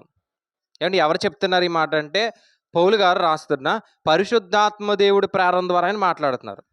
పరిశుద్ధాత్మ ప్రేరణ ద్వారా ఆయన ఏం చేస్తున్నాడు? మాట్లాడుతున్నాడు. ఏమని మాట్లాడుతున్నాడు అంటే యేసుక్రీస్తు వారు ఎవరంట? ప్రధాన యాజకుడు, మన ప్రధాన యాజకుడు, మన ప్రధాన యాజకుడు అన్నాడు. పాత నిబంధన గ్రంథంలో ప్రధాన యాజకుడు అహరోను గారు, తెలుసు కదా. ప్రధాన యాజకుడు ఎవరు? అహరోను గారు. ఏ బలి ఇవ్వాలన్నా ఎవరు తెచ్చింది లోపల తీసుకెళ్ళాలని ఎవరు వెళ్ళాలి? ఎవరు పడితే వాళ్ళు వెళ్ళడానికి లేదు. వెళితే ఖచ్చితంగా చచ్చిపోతారు, తెలుసు కదండి. మనం చదువుకుంటాం, ఇదే హెబ్రీయులు రాసిన పత్రికలో చదువుతాం కదా. ఏమనంటే ఆవరణం ఉంది, పరిశుద్ధ స్థలం ఉంది, అతి పరిశుద్ధ స్థలం ఉంది, తెలుసు కదా. దేవుని మందిరంలో ఆవరణం ఉంది, పరిశుద్ధ స్థలం ఉంది, అతి పరిశుద్ధ స్థలం ఉంది. ప్రజలందరూ ఆవరణం దగ్గరే నిలబడాలి. ఏది తెచ్చినా సరే ఆవరణం దగ్గరే ఉండాలి. ఏ బలి తెచ్చినా అక్కడ గంగాలం ఉంటుంది, అక్కడ కాలు కడుక్కోవాలి, అక్కడే నిలబడాలి. మరి బలిని ఎవరు తీసుకెళ్తారు లోపలికి? ఎవరంటే యాజకులు. మరలా యాజకుల్లో కూడా ఎవరున్నారంట?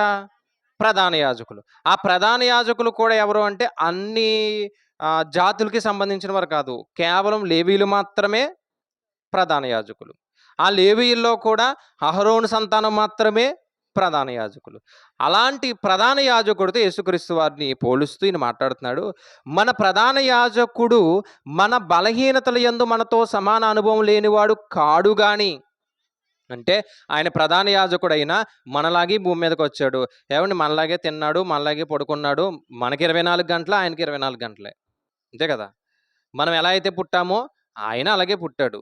కాకపోతే మనం తల్లిదండ్రుల గర్భం ద్వారా, వారి యొక్క కలయిక ద్వారా వచ్చు. ఆయన పరిశుద్ధాత్మ ప్రేరణ ద్వారా వచ్చాడు. ఆయన 9 నెలలే ఉన్నాడు గర్భంలో, మనము 9 నెలలే ఉన్నాం. ఆయనకి 2 చేతులు 2 కాళ్ళే, మనకి 2 చేతులు 2 కాళ్ళే, అంతే కదా. ఆయన మనలాంటి స్వభావం కలిగిన వాడేనంట. చూడండి, ఆయన కూడా మనలాంటి, మనతో సమాన అనుభవం లేనివాడు కాడు గాని సమస్త విషయంలో మనవలే శోధింపబడియు. అంటే సమస్త విషయంలో మనవలే శోధింపబడ్డాడా అంటే మనకంటే ఎక్కువ శోధింపబడ్డాడు, మనకంటే ఎక్కువ శోధింపబడ్డాడు. ఈరోజు మన కుటుంబం ఉందండి, చక్కగా మనం ప్రేయర్ అయిపోయిన తర్వాత చక్కగా ఇంట్లోకి వెళ్ళి హ్యాపీగా పడుకుంటాం. ఆయనకి పడుకోవడానికి కూడా ఏం లేదంట, స్థలం లేదు. ఆయనకు ఉన్నటువంటి ఏకైక స్థలం గెత్సెమనే తోట, అక్కడ ప్రార్థన చేసుకోవడమే. అంటే ఇంటికి కూడా రానివ్వలేనటువంటి పరిస్థితి, అంత శ్రమ అనుభవించాడు. అలా శ్రమ అనుభవించినటువంటి ఆయన మాట్లాడుతూ శోధింపబడినను ఆయన పాపము లేనివాడిగా ఉన్నాడు. అంటే ఎన్ని శోధనలు వచ్చాయి? మనకొచ్చిన దానికంటే రెట్టింపు వచ్చాయి. మనకు వచ్చిన ఒక 10% అనుకుంటే ఆయనకు వచ్చిన శోధనలు 100% వచ్చాయి. 100% కూడా జయించాడు. పాపాన్ని అంటించుకోకుండా ఆయన ఏం చేశాడు? బతికాడండి. ఏ పాపాన్ని అంటించుకోలేదు. మనం ఎలాంటి వాళ్ళమంటే అయస్కాంతం లాంటి వాళ్ళమాట. పాపం ఇనుము అనుకోండి, ఏమవుతుంది? అది 1 కిలోమీటర్ దూరంగా ఉన్నా మనం వెళ్ళిపోతాం, అంతే కదా. అయస్కాంతం ఇనుము ఒకటి పెట్టానుకోండి, ఇక్కడి నుంచి అక్కడ పెట్టడానికి వెళ్ళదు. అది కొంచెం దగ్గరికి పెట్టాలి, దానికి ఒక డిస్టెన్స్ ఉంటే డిస్టెన్స్లో పెడితేనే అతుక్కుంటుంది. మనం ఎలాంటి వాళ్ళమంటే ఒక 2 కిలోమీటర్ల దూరం ఉన్న పాపం మనం ఏం చేస్తాం? నువ్వెందుకు అంత శ్రమ పడడం, నేనే వస్తానని వెళ్ళిపోతాం మన అలాంటి వాళ్ళు. కానీ ఆయన లోకములో ఉన్నాడంటే లోకంలో పాపం ఉంది, పాపములో పాపులతో బ్రతికాడని రాయబడ్డది, తెలుసు కదండి. పాపములో ఎవరైతే ఉన్నారో, పాపంతో నిండిపోయిన వారు ఎవరైతే ఉన్నారో వారితో ఉన్న పాపాన్ని అంటించుకోకుండా బ్రతికాడు. అంటే పరిశుద్ధాత్మ దేవుడు కూడా మాట్లాడుతూ ఏమంటున్నాడంటే ఈయనలో ఏ పాపము లేదు. చివరికి తండ్రి కూడా సాక్ష్యం ఇచ్చాడు. అది కూడా చూద్దాం. మనం దేని గురించి మాట్లాడుతున్నామంటే ఈయన దేవుడు విడిచిపెట్టాడు. దేవుడు ఎవరిని విడిచిపెడతాడు? ఎవరిని విడిచిపెడతాడు? భక్తిహీనులు మాత్రమే విడిచిపెడతాడు, అంతే కదా. తప్పు చేసిన వారిని మాత్రమే విడిచిపెడతాడు, పాపం చేసిన వారిని మాత్రమే విడిచిపెడతాడు. మరి ఈయనలో ఏమన్నా పాపం ఉందా? ఇప్పటి వరకు నెతికాం. సాతాను వచ్చాడంట, శోధించాడంట, దొరకలేదు. ఇంకా పిలాతు దగ్గరికి వెళ్తే పిలాతు సాక్ష్యం చెప్పాడు, లేదు. చివరికి దొంగ కూడా ఏం చెప్పాడు? ఈయనలో పాపం లేదన్నాడు. పరిశుద్ధాత్మ దేవుడు కూడా ఏం చెప్పాడు? ఈయనలో పాపం లేదు. తండ్రి కూడా ఏం చెప్పాడో చూద్దాం. అదే హెబ్రీయులు రాసిన పత్రిక 7వ అధ్యాయం 26వ వచనం. హెబ్రీయులు రాసిన పత్రిక 7వ అధ్యాయం 26. పవిత్రుడును నిర్దోషియు నిష్కలంకముడు పాపులలో చేరక ప్రత్యేకంగా ఉన్నవాడు. ఈయన గురించి ఇంకా సాక్షాత్తు దేవుడే మాట్లాడుతున్నాడు. తండ్రి అయినటువంటి యెహోవా ఆయనే మాట్లాడుతూ ఏమంటున్నాడంటే, ఏవండి జీవితంలో ఎవ్వరికి ఇవ్వలేనటువంటి గొప్ప సర్టిఫికెట్ లేదంటే ఒక ధన్యత యేసుక్రీస్తు వారు పొందుకున్నారు. ఏంటంట చూడండి ఎంత మంచి మాట అంటే, పవిత్రుడును నిర్దోషియు నిష్కలంకుడు పాపులలో చేరక ప్రత్యేకంగా ఉన్నాడంట. అంటే ఆయన చుట్టూ పాపులున్నా పాపుల్లో చేరలేదు. పాపులలో చేరక ప్రత్యేకంగా ఉన్నవాడు, ఆకాశ మండలముల కంటే మిక్కిలి హెచ్చైన వాడునైనా ఎట్టి ప్రధాన యాజకుడు మనకు సరిపోయినవాడు. ప్రధాన యాజకుడు అంటే యేసుక్రీస్తు వారే. ఈయనలో పాపము లేదు, పాపాన్ని అంటించుకోలేదు, లోకంలో ఉన్న పాపం దగ్గరికి చేరలేదు, ప్రత్యేకంగా ఉన్నాడంట. ఆయన గురించి ఆకాశ మండలముల కంటే మిక్కిలి హెచ్చైన వాడు అని రాయబడ్డది. అంటే మరి ఇన్ని మాటలు మనం విన్నాం కదా, ఇన్ని మాటల్లో ఆయనలో ఏ పాపము కనిపించలేదు, ఏ తప్పు కనిపించలేదు. మరి ఎందుకు వదిలేశాడు దేవుడు? ఎందుకు వదిలేశాడు? ఎందుకు చెయ్యి విడిచిపెట్టాడు? ఆ మాట ఎందుకు పలికాడు ఆయన?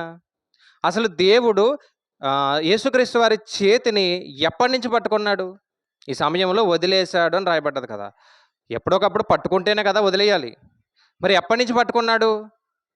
ఎప్పటి నుంచి పట్టుకున్నాడు? ఇప్పుడే ఎందుకు వదిలేశాడు? అసలు ఎప్పటి నుంచి పట్టుకున్నాడు, ఇప్పుడే ఎందుకు వదిలేశాడు అనేది మనం జాగ్రత్తగా ఆలోచన చేయగలిగితే, పేతురు గారు రాసినటువంటి పత్రిక,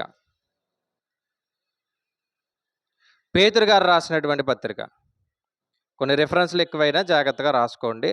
పేతురు గారు రాసినటువంటి పత్రిక, మొదటి పత్రిక, మొదటి అధ్యాయం 19వ వచనం. తెలిసిన మాట, అమూల్యమైన రక్తము చేత అనగా నిర్దోషమును నిష్కలంకమును గొర్రెపిల్ల వంటి క్రీస్తు రక్తము చేత విమోచింపబడితిరని మీరు ఎరుగురుదు కదా. ఆయన జగత్తు పునాది వేయబడక మునిపే, అంటే దేవుడు క్రీస్తు చేతిని ఎప్పుడు పట్టుకున్నాడు అంటే జగత్తు పునాది వేయబడక ముందే పట్టుకున్నాడు. అంటే క్రీస్తుకి తండ్రికి ఉన్నటువంటి బాండింగ్ లేదంటే ఆ యొక్క అనుబంధం గురించి మాట్లాడితే, ఎప్పటి నుంచి ఉందయ్యా మీ అనుబంధం అంటే జగత్తు పునాది వేయబడక ముందు నుంచే వారికి ఉన్నటువంటి అనుబంధం అది. అంటే అప్పటికి ఈ సృష్టి లేదు, అప్పటికి మనుషులు లేరు, ఏమీ లేవు. అప్పటి నుంచే కూడా ఎలా ఉన్నారంటే ఇదిగో జగత్తు పునాది వేయబడక ముందే నియమించబడ్డాడంట. అప్పటికే నియమించబడ్డాడంట, అప్పటికే చేతిని పట్టుకున్నాడంట. ఫిలిప్పీలకు రాసిన పత్రికలో కూడా ఈ మాట రాయబడ్డది. ఒకసారి చూద్దాం. ఫిలిప్పీలకు రాసిన పత్రిక 2వ అధ్యాయం 6-7 వచనాలు. ఫిలిప్పీలకు రాసిన పత్రిక. ఆయన దేవుని స్వరూపం కలిగిన వాడై ఉండి దేవునితో సమానముగా ఉండుట విడిచిపెట్టకూడని భాగ్యమని ఎంచుకొనలేదు కానీ, చూడండి ఆయన ఎలా ఉన్నాడంటే ఆ పదాన్ని మరలా చదువుదాం. 2వ అధ్యాయం 6వ వచనం. ఆయన దేవుని స్వరూపము కలిగిన వాడై ఉండి, ఆయన ఎవరు? ఆయన దేవుడు కదా. దేవుని స్వరూపాన్ని కలిగి ఉన్నటువంటి ఆయన దాన్ని, ఆ మహిమను విడిచిపెట్టకూడని భాగ్యమని ఎంచుకొనలేదు. అంటే విడిచిపెట్టడం అంటే అది చాలా గ్రేట్ అండి. అది చాలా గ్రేటు. మీకు ఒక ₹1,00,00,000 ఉన్నాయనుకోండి, మీ ఆస్తి ₹1,00,00,000 అనుకోండి, మీరు కింద కూర్చున్నారంటే చాలా గొప్పగా చూస్తాను నేను. ఇక్కడ ₹1,00,00,000 ఉన్నవాడు కింద కూర్చుంటే గొప్పే కదా, అంతే కదండి. ఒక ₹1,00,00,000 ఆస్తి ఉందంటే వాడి ఇల్లు ఎలా ఉంటుంది? ఓ 10 కోట్లు ఉందంటే వాడి ఇల్లు ఎలా ఉంటుంది? ఎలా ఉంటుంది చెప్పండి? 10 కోట్లు ఉన్నా సరే పాకలోనే ఉంటాడా? నిజంగా పాకలో ఉంటే పిచ్చోడిని అంటాం మనం, అంతే. అలాంటి వాడు వచ్చి కింద కూర్చుని చక్కగా వాక్యం వింటున్నారనుకోండి, ఏమండి ఎంత తగ్గించుకున్నాడు అంటాం. ఏంటి ఆ 10 కోట్లకే, ఆ ₹1,00,00,000కే తగ్గించుకున్నాడంటే ఏమండి ఆయన ఎవరంట? యేసుక్రీస్తు వారు ఎవరంట? ధనవంతుడు అని రాయబడ్డది. ఎంత ధనవంతుడు ఆయన? ఈ సృష్టి అంతా అయిందే. ఈ సృష్టి అంతా ఎవరిది? ఈ ప్రకృతిని చేసింది ఆయనే, సృష్టి అంతా అయిందే, మనందరం కూడా ఆయన వారమే. అంటే ఆయనకి ఎంత ఆస్తుంది? ఆయనకి ఎంత ఆస్తుందో లెక్క లేదండి. ఎంతుంది అంటే అసలు లెక్కలేదు. ఒకసారి చెప్పాను, ప్రపంచంలో ధనవంతులు ఎవరున్నారని ఒకసారి చెప్పాను. ఎంతమంది గుర్తుందో కానీ, ప్రస్తుతానికి ధనవంతులు ఎవరంటే అమెజాను, తెలుసు కదా, మనం షాపింగ్ చేస్తాం ఏమండి, తన పేరేదో ఉంటుంది. అతను ప్రస్తుతానికి ఎలా ఉన్నాడు? ప్రపంచంలోనే ఒక ధనవంతుడిగా ఉన్నాడు. ప్రపంచంలోనే అందరికంటే ధనవంతులు ఒక ఆయన ఉంటాడు. మూసా అని చెప్పేసి ఒక ధనవంతుడు ఉంటాడు. అంటే ప్రపంచంలో ఉన్నటువంటి బంగారం ఎంతైతే ఉందో సగం బంగారం ఆయన దగ్గర ఉండేదంట. సగం బంగారం ఆయన దగ్గర ఉండేదంట. ఆయన సరదాగా బయటికెళ్తే 12,000 మంది సైన్యులెళ్లారంట. సరదాగా బయటికెళ్తే 12,000 మంది సైన్యం కూడా వెళ్ళేవారంట సరదాగా. అంటే ఎంత ధనం ఉంది? అలాంటి ధనవంతులందరికంటే ధనవంతుడు ఎవరు? యేసుక్రీస్తు ప్రభువారు. అలాంటి ధనవంతుడు దారిద్ర్యాన్ని కోరుకున్నాడంట. దేని కొరకు కోరుకున్నా ప్రభువా అంటే ఆయన చెబుతున్నాడు 2వ అధ్యాయం 6వ వచనంలో, ఆయన దేవుని స్వరూపమును కలిగిన వాడై ఉండి దేవునితో సమానముగా ఉండుట విడిచిపెట్టకూడని భాగ్యమని ఎంచుకొనలేదు. అంటే దేవునితో ఎప్పటి నుంచి ఉంది ఈయనకు అనుబంధం అంటే జగత్తు పునాది వేయబడక ముందే. అలాగే ఆయనే సాక్షాత్తు ఆయనే పలికిన మాట ఒకటి ఉంది. యోహాను సువార్తలో సాక్షాత్తు యేసుక్రీస్తు వారే చెప్తారు. ఒక మాట చెప్పారు. యోహాను సువార్త 17వ అధ్యాయం 5వ వచనం. యోహాను గారు రాసినటువంటి సువార్త 17వ అధ్యాయం 5వ వచనం. తండ్రి లోకము పుట్టక మునుపు నీ యొద్ద నాకు ఏ మహిమయుండనో, చూడండి, తండ్రి లోకము పుట్టనప్పుడు నీ దగ్గర నేను ఉన్నాను కదా, అప్పుడు ఏ మహిమైతే నాకు ఉందో ఆ మహిమతో నన్ను ఇప్పుడు నీ యొద్ద మహిమపరచు. తండ్రి లోకమే పుట్టకముందు నీ దగ్గర ఏ మహిమ అయితే ఉందో ఇదిగో ఆ మహిమతో మరలా నన్ను ఇదిగో మహిమపరచు అంటున్నారు. అంటే లోకం పుట్టకముందు ఆయన ఎంత గొప్పవాడు ఒకసారి ఆలోచించండి. సర్వ సృష్టియు ఆయనే చేశాడంట. ఏమండి, ఆయన లేకుండా ఏది కలుగలేదు. ఏమండి, సామెతల గ్రంథము లేదంటే యోహాను సువార్త 1వ అధ్యాయం 1వ వచనం, ఆది యందు వాక్యం ఉండెను, వాక్యము దేవుడై ఉండెను. ఏమండి, ఇవన్నీ చదువుతున్నప్పుడు మనకి ఏమర్థమవుతుందంటే ఆయన లేకుండా ఏదీ లేదు, మనమే లేము. అంత గొప్పవాడు ఆయన. అంటే క్రీస్తుకి తండ్రికి ఉన్నటువంటి బంధం ఇప్పటిది కాదు. ఎప్పటిది? జగత్తు పునాది వేయబడకముందే ఆ బంధం ఉంది.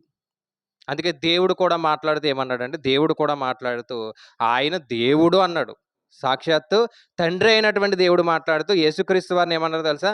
ఆయన ఎవరంట? దేవుని కుమారుడు అనలేదు, దేవుడు అన్నాడు. ఎక్కడంటే హెబ్రీయులకు రాసిన పత్రిక 1వ అధ్యాయంలో చాలా మంచి మాట అండి, చాలా బాగుంటుంది, చూద్దాం. హెబ్రీయులకు రాసిన మొదటి పత్రిక 8వ అధ్యాయం 1వ అధ్యాయము 7, 8 వచనాలు. తన దూతలను వాయువులుగాను తన సేవకులను అగ్నిజ్వాలలుగాను చేసుకునేవాడు అని తన దూతలను గూర్చి చెప్పుచున్నాడు గాని తన కుమారుని గూర్చి అయితే దేవా అన్నాడు. చూడండి, తన కుమారుని గూర్చి అయితే దేవా. దేవా అంటే అర్థం దేవుడా అని అర్థం. ఓ లార్డ్ అంటాం కదా, తెలుసు కదండి. ఓ లార్డ్ అంటే దేవుడా అంటాం కదా. దేవా అంటే అర్థం ఏంటి? దేవుడా. దేవా, నీ సింహాసనము నిరంతరము నిలుచున్నది, నీవు రాజదండము న్యాయమైనది, నీవు నీతిని ప్రేమించి దుర్నీతిని ద్వేషించితివి. అందుచేత దేవుడు నీ దేవుడు, చూడండి, దేవుడు నీ దేవుడు నీ తోడివారి కంటే నేను హెచ్చించినట్లుగా ఆనంద తైలముతో అభిషేకించెను. ఏమంటే ఎంత గొప్పగా రాశాడంటే దేవుడు, ఈయన దేవుడు, యేసుక్రీస్తు వారు దేవుడు అన్నట్టుగా రాశాడు. అంటే వీళ్ళ యొక్క సంబంధాన్ని ఒకసారి మనం ఆలోచించాం. ఎందుకు విడిచాడు అంటే ఈయనలో పాపం ఉంటే విడవాలి, కాకపోతే ఈయనలో ఏ పాపం లేదు. రెండవది, ఎప్పుడు పట్టుకున్నాడు ఈయన చేతిని అంటే జగత్తు పునాది వేయబడక ముందే వీళ్ళిద్దరికి ఒక బంధం ఉంది, అప్పటి నుంచే పట్టుకున్నాడు. మరి ఇప్పుడే ఎందుకు వదిలేశాడు? అప్పటి నుంచి పట్టుకున్నాడు కదా. అప్పటి నుంచి పట్టుకున్నటువంటి ఆయన ఈ సిలువ దగ్గరకు వచ్చేటప్పటికి ఎందుకు చెయ్యి వదిలేశాడు? ఏం అవసరం వచ్చింది చెయ్యి వదిలేసిన అవసరం అంటే ఒక మాట ఉంది, ఆ మాటను చూద్దాం. రోమిలకు రాసిన పత్రిక 5వ అధ్యాయం 12వ వచనం. ఈ ఒక్క మాటను బట్టే యేసుక్రీస్తు వారి యొక్క చేతిని ఆయన వదిలేశాడు. ఈ ఒక్క మాటను బట్టే ఒక మనుషుని ద్వారా పాపమును తీశారండి. అందరూ తీద్దామండి. రోమిలకు రాసిన పత్రిక 5వ అధ్యాయం 12వ వచనం. ప్రతి ఒక్కరు కూడా తీసి చూడండి. కేవలం ఈ ఒక్క మాటను బట్టే యేసుక్రీస్తు వారి యొక్క చేతిని విడవాల్సినటువంటి పరిస్థితి వచ్చింది. చూద్దాం ఏ మాట. 5 ఇట్లుండగా ఒక మనుషుని ద్వారా పాపము ద్వారా మరణమును లోకములో ఎలాగూ ప్రవేశించేనో అలాగునే మనుషులందరూ పాపము చేసినందున. ఏ మాటను బట్టి అంటే ఈ ఒక్క మాటను బట్టే మనుషులందరూ పాపము చేసినందున మరణము అందరికీ వచ్చేసింది. మనుషులందరూ ఏం చేశారంట? అంటే మనుషులు అందరూ పాపం చేశారా? హేబేలు గారితో మొదట చనిపోయాడు కదా ఆయన. ఏవండి అక్కడి నుంచి మొదలు పెడదాం. లేదా ధర్మశాస్త్రం దగ్గర నుంచే మొదలు పెడదాం పోనీ. ఎందుకంటే అప్పటికి ఏమి లేదంటే వాక్యము వారికి ఇవ్వలేదు కదా! ధర్మశాస్త్రం మోషే గారి గ్రంథం దగ్గర నుంచి ఇవ్వబడేది. పోనీ ధర్మశాస్త్రం దగ్గర నుంచే మొదలు పెడదాం. అప్పటి నుంచి ఇప్పటి వరకు అందరూ పాపాత్ములేనా? ఎవరు నీతిమంతులు లేరా? ఏండి ఎవ్వరూ లేరా? ఒక్కరు కూడా? ఒక్కరు కూడా లేరా? ఒక్కరు కూడా లేరంటే ఒక్కరు కూడా లేరు. నిజంగా ఒక్కరన్నా ఉంటే ఈ వచనం తప్పవుతది. ఏంటి ఆ వచనం? అలాగుననే మనుషులందరూ పాపము చేసినందున ఒక చోట రాయబడ్డది కదా! ఏ భేదము లేదు. అందరూ పాపం చేశారు. ఏ భేదము లేదు. అందరూ పాపం చేశారంట. అందరూ ఏదో ఒక దాంట్లో పడిపోయారు. అందరూ ఏదో ఒక దాంట్లో పడిపోయారు. అబ్రహాము నేను నీకు పిల్లల్ని ఇస్తాను అన్నాడు. నమ్మాడు ఆయన. ఏమంటే శారమ్మ వచ్చింది. మరి నేను కనలేను కదా! ఎల్లు ఆగరత అంది. వెళ్ళిపోయాడు. అప్పుడు అబ్రహాం గారిని దేవుడు ఏం చేశాడు? అయ్యా నేను ఇస్తానన్నాను కదా! నా మీద నమ్మకం ఉందా లేదా అన్నట్టుగా నిలదీశాడు. ఏమండి మోషే గారి సందర్భానికి వద్దాం. మోషే గారు ఎంత సాత్వికుడు అంటే సుమారు 20-30 లక్షల మంది నడిపించినటువంటి నాయకుడు, సాత్వికుడు. అలాంటి సాత్వికుడే లేడు అని దేవుడే చెప్పాడు. కానీ దేవుడు ఒక మాట చెప్తాడు ఏంటంటే, నీవు నా పరిశుద్ధతని పాడు చేసావు. ఒక చోట ఆయన ఒక పదాన్ని ఉపయోగిస్తాడనమాట. అంటే ఇదంతా మేమే చేశామన్నట్టుగా మనము అనే పదాన్ని ఉపయోగిస్తాడు. అప్పుడు దేవుణ్ణి కొంచెం కించపరిచినట్టుగా, దేవుణ్ణి తక్కువ చేసినట్టుగా, ఇదంతా మనమే చేసాము అన్నట్టుగా మాట్లాడతాడు. అప్పుడు దేవుడు వచ్చి నీవు నా పరిశుద్ధతను ఏం చేసావు? తక్కువ చేసావు. కాబట్టి ఇదిగో అందరూ వెళ్తారు కానీ నువ్వు మాత్రం ఎక్కడికెళ్ళవు? అసలు మీరు నడిచొచ్చింది ఏ దేశం? కనాను దేశాన్ని చూడడానికి. అందరూ వెళ్తారు కానీ ఎవరు వెళ్ళరు? మోషే గారు వెళ్ళరు. అహరోను చచ్చిపోయిన కొన్ని రోజులకి మోషే గారు చనిపోయారు. అక్కడ దేవుని యొక్క పరిశుద్ధతకి కొంచెం ఏమొచ్చింది? అవమానం వచ్చింది. అంటే మోషే గారు కూడా చిన్న తప్పు చేశారా? చేశారండి. ఏవండి చాలామంది నీతిమంతులుగా ఉన్నారు బైబిల్‌లో చాలామంది. అలానే వాళ్ళు పాపాత్ములు కాదండి. వారు నీతిమంతులే. వారు తప్పును ఒప్పుకొని పశ్చాత్తాపపడ్డారు మరలా. వాళ్ళు చేసినటువంటి తప్పులకి దేవుడు వెంటనే శిక్ష వేసేసాడు. తెలుసా అండి? వెంటనే ఏం చేశాడు? శిక్ష వేసాడు. యోబు గారి దగ్గరకు వద్దాం మనం. యోబు గారి దగ్గరకు వస్తే యోబు గారిలో కూడా ఒక తప్పు కనిపించింది. యోబు గారిలో కూడా ఏంటి? 38వ అధ్యాయం మొదటి వచనం. యోబు గారిలో కూడా తప్పు ఉందంట. 38వ అధ్యాయం మొదటి వచనం. అప్పుడు యెహోవా సుడిగాలిలో నుండి ఇలాగ యోబునకు ఉత్తరం ఇస్తున్నాడంట, లేదా చెప్పమని ఒక ప్రశ్న వేస్తున్నాడంట. ఏమని? జ్ఞానము లేని మాటలు చెప్పి ఆలోచన చెడిపేటటువంటి, అంటే యోబు గారు ఎవరి మాటలు విన్నారు తెలుసా? ముగ్గురు స్నేహితుల మాటలు వినేశాడు.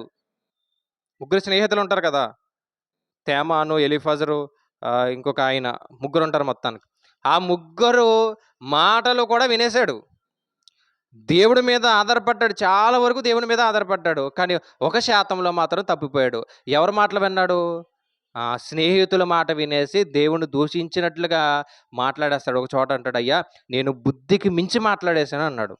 అది ఎన్నో వచనం అంటే మీకు చూపిస్తానండి. అంటే మరి ఆయన అన్నాడో లేదో మనకు తెలియాలి కదా. యోబు గ్రంథంలోనే చివరి అధ్యాయంలో ఆయన మాట్లాడుతూ 42వ అధ్యాయము 3వ వచనం చివరి మాటలో, ఏమియు నెరుగక నా బుద్ధికి మించిన సంగతులు, అంటే నా బుద్ధికి మించినటువంటి మాటలు నేను చెప్పేశాను ప్రభువా, దయతో నన్ను క్షమించు అన్నాడు. అంటే యోబు గారిలో కూడా కనిపించింది. దావీదు గారిలో వెంటనే కనిపిస్తుంది, ఒక స్త్రీ విషయంలో తప్పు చేశాడు. అలా మీరు అందరినీ గమనించండి. యేసుక్రీస్తు వారి కాలం వరకు అందరినీ గమనించండి. అందరిలోని ఏముంది? అందరిలోని పాపం ఉంది. అందుకే ఏ భేదము లేదు. అందరూ పాపం చేసి దేవుడు అనుగ్రహించే మహిమను ఏం చేశారంట? పొందలేకపోతున్నారంట. అది చదివాం. రోమిలికి రాసిన పత్రిక 5వ అధ్యాయము 12వ వచనం. ఇట్లుండగా ఒక మనుషుని ద్వారా ఏమొచ్చిందంట? పాపమును. ఒక మనుషుని ద్వారా మరణం వచ్చింది. ఆ మనిషి ఎవరో కాదు, ఆదాము గారు. పాపం ఎలా ప్రవేశించునో అలాగునే మనుషులందరూ పాపము చేసినందున మరణము అందరికీ వచ్చిందంట. మరణము అందరికీ వచ్చింది. ఇప్పుడు అందరికీ మరణం వచ్చింది. ఇప్పుడు మరి ఎవరో పరలోకం వెళ్ళలేరా అంటే ఎవ్వరూ పరలోకం వెళ్ళలేరు. మరి ఆ అందరూ పరలోకం వెళ్ళాలి, మనం రక్షించబడాలంటే ఇప్పుడు ఏం చేయాలి? ఏ పాపము చేయలేనటువంటి యేసుక్రీస్తు వారు బలి అవ్వాలి. అర్థమైందండి? ఏ పాపము చేయలేనటువంటి యేసుక్రీస్తు వారు ఏమవ్వాలి? బలి అవ్వాలి. ఇప్పుడు దేవుడు సిలువ మీద ఆయన చూసే సమయానికి ఎందుకు విడిచిపెట్టాడు అంటే, ఇదిగో మనం చేసినటువంటి అందరి పాపాలు, నేను చేసినవి, మీరు చేసినవి, ఏమంటే మన ముందు వారు చేసినవి, రాబోయే తరం వారు చేసిన పాపాలు కూడా, అన్ని పాపాలు ఆయన ఎక్కడ వేసుకున్నాడంట? తన మీద వేసుకున్నాడు. ఇప్పుడు తన మీద వేసుకున్నప్పుడు ఆయన ఎలా కనిపించాడు? దోషిగా కనిపించాడు. ఆయనలో ఏ దోషము లేదు. నీ పాపము నా పాపము ఆయన మీద వేసుకున్నాడు కాబట్టి ఆయన ఎలా కనిపించాడు? దోషిగా కనిపించాడు. మళ్ళీ చెప్తున్నా, ఆయనలో ఏ పాపము లేదు, ఆయనలో ఏ తప్పు లేదు. కేవలం నేను చేసిన పాపానికి, కేవలం మనం చేసిన పాపాలని ఆయన తన భుజం మీద వేసుకున్నాడు కాబట్టి తండ్రికి ఎలా కనిపించాడు? దోషిగా కనిపించాడు. అప్పుడు అలా దోషిగా కనిపించినప్పుడు ఇప్పుడు నన్ను కాపాడుకోవడానికి, నా చెయ్యి పట్టుకోవడానికి ఆయన చేతిని వదిలేశాడు. అర్థమైందండి? నన్ను కాపాడడానికి, నేను పరలోకం వెళ్ళడానికి నా చేతిని పట్టుకోవాలి. ఇప్పుడు నా చేతిని పట్టుకోవాలంటే, నా చేతిని పట్టుకుని ఉంటేనే నేను పరలోకం వెళ్తాను. నా చేతిని పట్టుకోవాలంటే నేను ఎలా కనిపిస్తున్నాను దేవుని దృష్టికి? నేను ఎలా కనిపిస్తున్నానండి? దేవుని దృష్టికి పాపిగా కనిపిస్తున్నాను. అదే మనం ద్వితీయోపదేశకాండంలో కూడా చదవం, శాపగ్రస్తుడు. నేను ఎలా కనిపించాను దేవుని దృష్టికి? ఒక దోషిగా, ఒక శాపగ్రస్తుగా కనిపించాను. నాలో ఏ నీతి లేదు, అంత పాపమే. ఆ పాపాన్ని అంతటినీ కూడా యేసుక్రీస్తు వారు ఎక్కడ వేసుకున్నారు? తన మీద వేసుకున్నారు. అంటే నాలో ఇప్పుడు ఏ పాపము లేదు, నా పాపం అంతా కూడా ఆయన ఏం చేశాడు? ఆయన తీసుకున్నాడు. ఆయన తీసుకున్నాడు కాబట్టి, నా పాపం ఆయన వేసుకున్నాడు కాబట్టి తండ్రికి ఆయన ఎలా కనిపించాడు? దోషిగా కనిపించాడు. ఇప్పుడు ఆయన చెయ్యి వదలలేదనుకోండి, నా చెయ్యి పట్టుకోలేడు. అర్థమైందా? ఇప్పుడు తండ్రి ఆయన చేతిని వదిలేశాడు కాబట్టి నా చేతిని పట్టుకున్నాడు. ఒకవేళ వద్దు నాయన, నువ్వెందుకు మరణించడం, ఎవరి శిక్ష వారిది అన్నాడు అనుకోండి, మనం ఏమైపోతాం? మన రక్షణ వస్తుందా? మనం పరలోకం వెళ్తామా? అదే 4వ అధ్యాయంలో చెప్పాడు చూడండి. 4వ అధ్యాయం, అదే రోమిలికి రాసిన పత్రిక 4వ అధ్యాయము ఎన్నో వచనమంటే 24, 25 చూద్దాం. మన ప్రభు అయిన యేసును మృతుల్లో నుండి లేపిన వాడి యందు విశ్వాసం ఉంచిన మనకును ఎంచబడునని మన నిమిత్తము కూడా వ్రాయబడును. ఆయన మన అపరాధముల నిమిత్తం అప్పగింపబడి, చూడండి, మన అపరాధముల నిమిత్తం అప్పగింపబడి మనము నీతిమంతులుగా తీర్చబడుటకే ఆయన చేతిని దేవుడు వదిలేశాడు. మన అపరాధములు ఆయన తన భుజం మీద వేసుకుని మనము నీతిమంతులుగా మారడానికి ఆయన యేసుక్రీస్తు వారి చేతిని వదిలేశారు.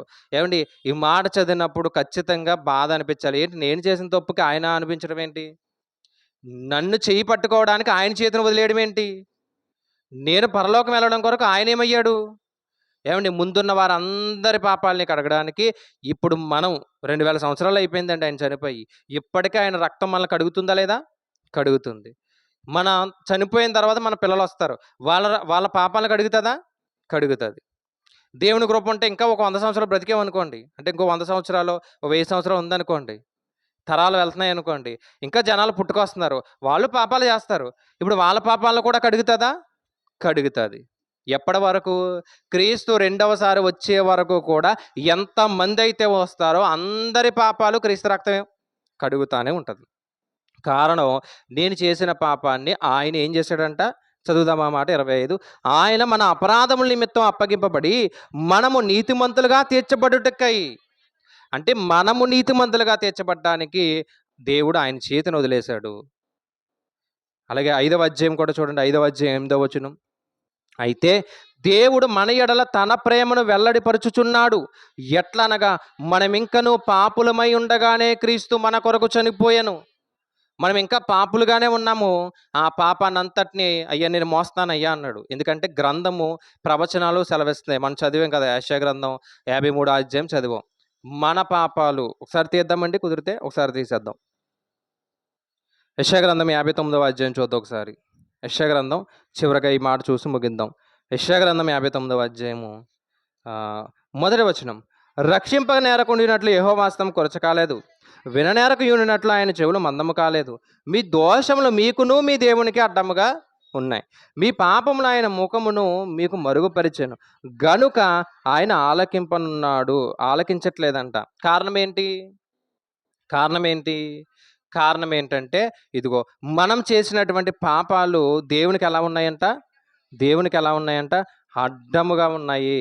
కాబట్టి ఇప్పుడు ఈ అడ్డాన్ని తొలగించాలి. ఈ అడ్డాన్ని ఏం చేయాలి? తొలగించాలి. తొలగించాలంటే దేవుడు మనకి సమాధానం కలగాలి. ఇప్పుడు సమాధానం రావాలంటే ఎవరు బలవ్వాలి? ఎవరు బలవ్వాలి? యేసుక్రీస్తు వారు బలవ్వాలి. అందుకే ఒక మాట ఉంటది కదా! నేను వచ్చింది తీర్పు తీర్చడానికి కాదు. నేను దేని కొరకొచ్చాను? మిమ్మల్ని రక్షించడానికి, సమాధానపరచడానికి, దేవుడికి మీకు మధ్యన ఉన్నటువంటి వైరాన్ని తొలగించి, అడ్డుగోడను తొలగించి మీరు పరలోకం చేరుకోవడానికి. మరి వచ్చాడాయన. వచ్చినప్పుడు ఆయన చేతిని ఖచ్చితంగా ఏం చేయాలి? ఏం చేయాలి? వదిలేయాలి. ఆ శిలువ మీద వదిలేస్తే నా పాపాలు, మనందరి పాపాలు కూడా అక్కడ ఏమవుతాయి? ఏవండీ? రక్తంలో కడగబడతాయి. ఇప్పుడు ఆయన చేతిని వదిలేసి నా చేతిని పట్టుకున్నాడు. దేని కొరకంటే పరలోకం రమ్మని. మరి ఎంతమంది వెళ్తారు పరలోకం? ఎంతమంది వెళ్తారు? ఆయన క్రీస్తు చేతిని వదిలేసి ఇప్పుడు ఏం చేశాడంట? ఏం చేశాడంట? మన చేతిని పట్టుకోవడానికి సిద్ధపడుతున్నాడు. కానీ మనం చేతిని ఇచ్చినట్టుగానే ఇచ్చి ఏం చేసాం? మరలా నాకు అవసరం లేదులే ప్రభువా అంటున్నాం మనం. ఎందుకు బలయ్యాడంటే నా కొరకు బలయ్యాడు. ఎందుకు బలయ్యాడంటే నీ కొరకు బలయ్యాడు. ఎంత ఘోరమైన మరణం శిలువ మరణం అంటే. తిట్టారంట, ఉమ్మేశారంట, ఏవండి అంగీ లాగేశారంట, చీట్లు వేసుకున్నారు. ఇంత భయంకరమైన మరణం ప్రపంచంలోనే ఎవ్వరూ పడలేదు. అంత భయంకరమైన మరణం పడ్డాడు. ఎందుకయ్యా పడ్డావు అంటే ఆయన చెబుతున్నాడు, ఇదిగో నీ కొరకే అన్నాడు. ఎందుకయ్యా ఆయన చేతిని వదిలేసావని దేవుణ్ణి అడిగితే నీ కొరకే వదిలేశాను అంటున్నాడు. ఆ బాధను తట్టుకోలేక ఆయన మాట్లాడుతున్నాడండి. ఆ బాధను తట్టుకోలేక అయ్యా ఇంతకాలం నన్ను పట్టుకుని ఉన్నావు కదా, ఇప్పుడు వదిలేస్తున్నావా అంటే ఆయన అంటున్నాడు, లేదు నాయన, ఖచ్చితంగా నీ చేతిని ఏం చేయాలి? నేను ఇంతకాలం ప్రేమగా పట్టుకున్నాను, కానీ ఇప్పుడు మాత్రం వదిలేయాలంతే. ఇప్పుడు మాత్రం ఏం చేయాలి? ఖచ్చితంగా వదిలేయాలి. ఎందుకు వదిలేయాలంటే నేను వదలకపోతే ఇదిగో నా పిల్లలు నా దగ్గరికి రాలేరు. ఎందుకంటే అందరూ ఏం చేస్తున్నారు? అందరూ పాపమే. మోషే గారు చిన్న పాపంలో పడ్డారు, యోబు గారు చిన్న పాపంలో పడ్డారు, ఏమంటే దావీదు గారు, అలా అందరూ ఏదో ఒక చిన్న పాపంలో పడుతున్నారు. ఎవరో రావట్లేదు. ఇప్పుడు ఏం చేయాలంటే నేను ఒక బలిని ఏర్పాటు చేశాను. ఆ బలి ఎవరో కాదు, నీవే. ఈ మాట ఎప్పుడు చెప్పాడంటే దేవుడు మనకు అర్థం కావడం కోసం ఆది కాండంలోనే చెప్పేశాడు. అబ్రహాము నీ కుమారుని తీసుకెళ్ళు. ఎక్కడికి నాయనా అంటే ఒక కొండ దగ్గరికి. బలి ఇచ్చే అన్నాడు. ఏం మాట్లాడలేదు. బలి ఇవ్వడానికి కత్తి ఎత్తాడంట. ఎత్తగానే దేవుడు ఆగు నాయనా, బలి నీ కుమారుడు కాదు, నా కుమారుని నేను ఏం చేస్తాను? మీ అందరి కోసం ఒకానొక దినాన బలి ఇవ్వడానికి నేను సిద్ధపడుతున్నాను. ఏవండి? ఎక్కడైతే ఇస్సాకు గారికి కట్లు పేర్చాడో అబ్రహాము గారు, అదే ప్లేస్లో యేసుక్రీస్తు వారు శిలువ మరణం జరిగింది. తెలుసా అండి? ఎక్కడైతే అబ్రహాము గారు ఒక కొండ దగ్గరికి వెళ్ళు అక్కడ బలి ఇవ్వన్నాడు కదా, అదే కొండ, ఏ కొండ? గొల్గోతా అని మనం ఆటాడతాం. ఏమండి? అదే కొండ దగ్గర యేసుక్రీస్తు వారు బలయ్యారు. అంటే ఇదిగో మీ అందరి కొరకు నా కుమారుని ఎక్కడిస్తాను? ఇక్కడే బలిస్తాను. అందుకే నిన్ను 2 దినాలు ప్రయాణం చేసి రమ్మన్నాను. అదే ప్లేస్లో బలయ్యాడండి. అయ్యో ఎందుకయ్యా అంటే మరి మీరు పాపాలు చేశారు కదా, తప్పులు చేశారు కదా, మీరు రాలేకపోతున్నారు కదా. 91 కీర్తనలో మాట్లాడతారు కదా, తరతరములకు నివాస స్థలము నీవే. ఒక మాట చూద్దాం. మోషే గారు అనుకుంటా ప్రార్థన చేస్తారు. తరతరములకు నివాస స్థలము నీవేనయ్యా ప్రభువా, తరతరములకు మాకు నివాస స్థలము నీవే. పర్వతములు పుట్టక మునిపే, భూమిని లోకమును పుట్టింపక మునిపే, యుగ యుగములో నీవే దేవుడవు. నీవు మనుషుల మంటికి మార్చుచున్నావు. నరులారా తిరిగి రండని. దేవుడికి ఎంత ప్రేమ అంటే నరులారా తిరిగి రండి, తిరిగి రండి, తిరిగి రండి. అప్పుడప్పుడు ఏమైనా గొడవలు జరిగాయి అనుకోండి, కుటుంబం విడిపోయింది అనుకోండి, తల్లిదండ్రులు పిల్లల్ని రే అయ్యింది ఏదో అయిపోయిందిరా, మళ్ళీ వచ్చేయండి రా, ఎందుకురా అని ఏమండి ఏడుస్తారా లేదా? వాళ్ళ బాధ ఎలా ఉంటుంది? అలాంటిది మనం పరలోకం చేరుకోకుండా నరకానికి వెళ్ళిపోతున్నాం. ఎంత బాధపడ్డాడు ఆయన. అందుకే నరులారా తిరిగి రండని నీవు సెలవిచ్చుచున్నావు. వచ్చేయండి వచ్చేయండి అంటే ఎవరు వెళ్ళట్లేదు. మరి ఎలా వెళ్ళాలి?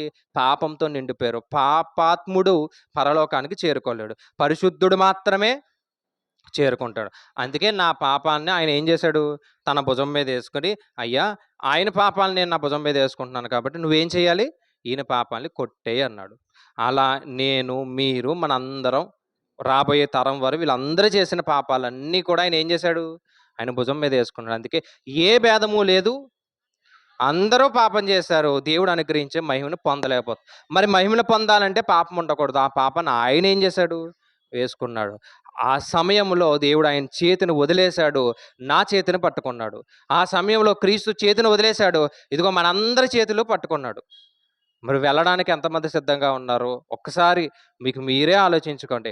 ఆయన మరణం ఏదో సాధారణంగా జరిగింది కాదండి. నేను, మీరు అందరూ పరలోకం వెళ్ళాలని ఆయన అంత భయంకరంగా మరణించాడు. మరి అది కూడా మనం గుర్తించక మారలేదనుకోండి, దొంగ మారాడు. సమయం ఉన్నప్పుడే ఏం చేశాడంట? సమయం ఉన్నప్పుడే ఏం చేశాడంట? మారిపోయాడంటండి. సమయం ఎప్పుడైతే ఉంది అతనికి, యేసుక్రీస్తు వారి పాదాలు పట్టేసుకున్నాడు. అయ్యా నువ్వు పాపాత్ముడు కాదయ్యా, నువ్వు దేవుడివయ్యా, నేనయ్యా పాపాత్ముడు అని నోటితో ఒప్పుకున్నాడు. ఏవండి పాదాలు పట్టుకుని అడిగాడు. వెంటనే ఎక్కడికి వెళ్ళిపోయాడు? ఈరోజు ఎంత సమయం ఉంది మనకి? చాలా సమయం ఉంది. ఏవండి మారుతున్నామా మనం? మారుతున్నామా? మారట్లేదు. చక్కగా గొట్టాలు పెట్టారు పెద్దయి. ఎక్కడి వరకు వెళ్తున్నాయి? ఆ చివరికి వెళ్తున్నాయి, ఈ చివరికి వెళ్తున్నాయి. వింటున్నారా? వింటున్నారా అండి? వింటున్నారండి, చాలామంది వింటున్నారు.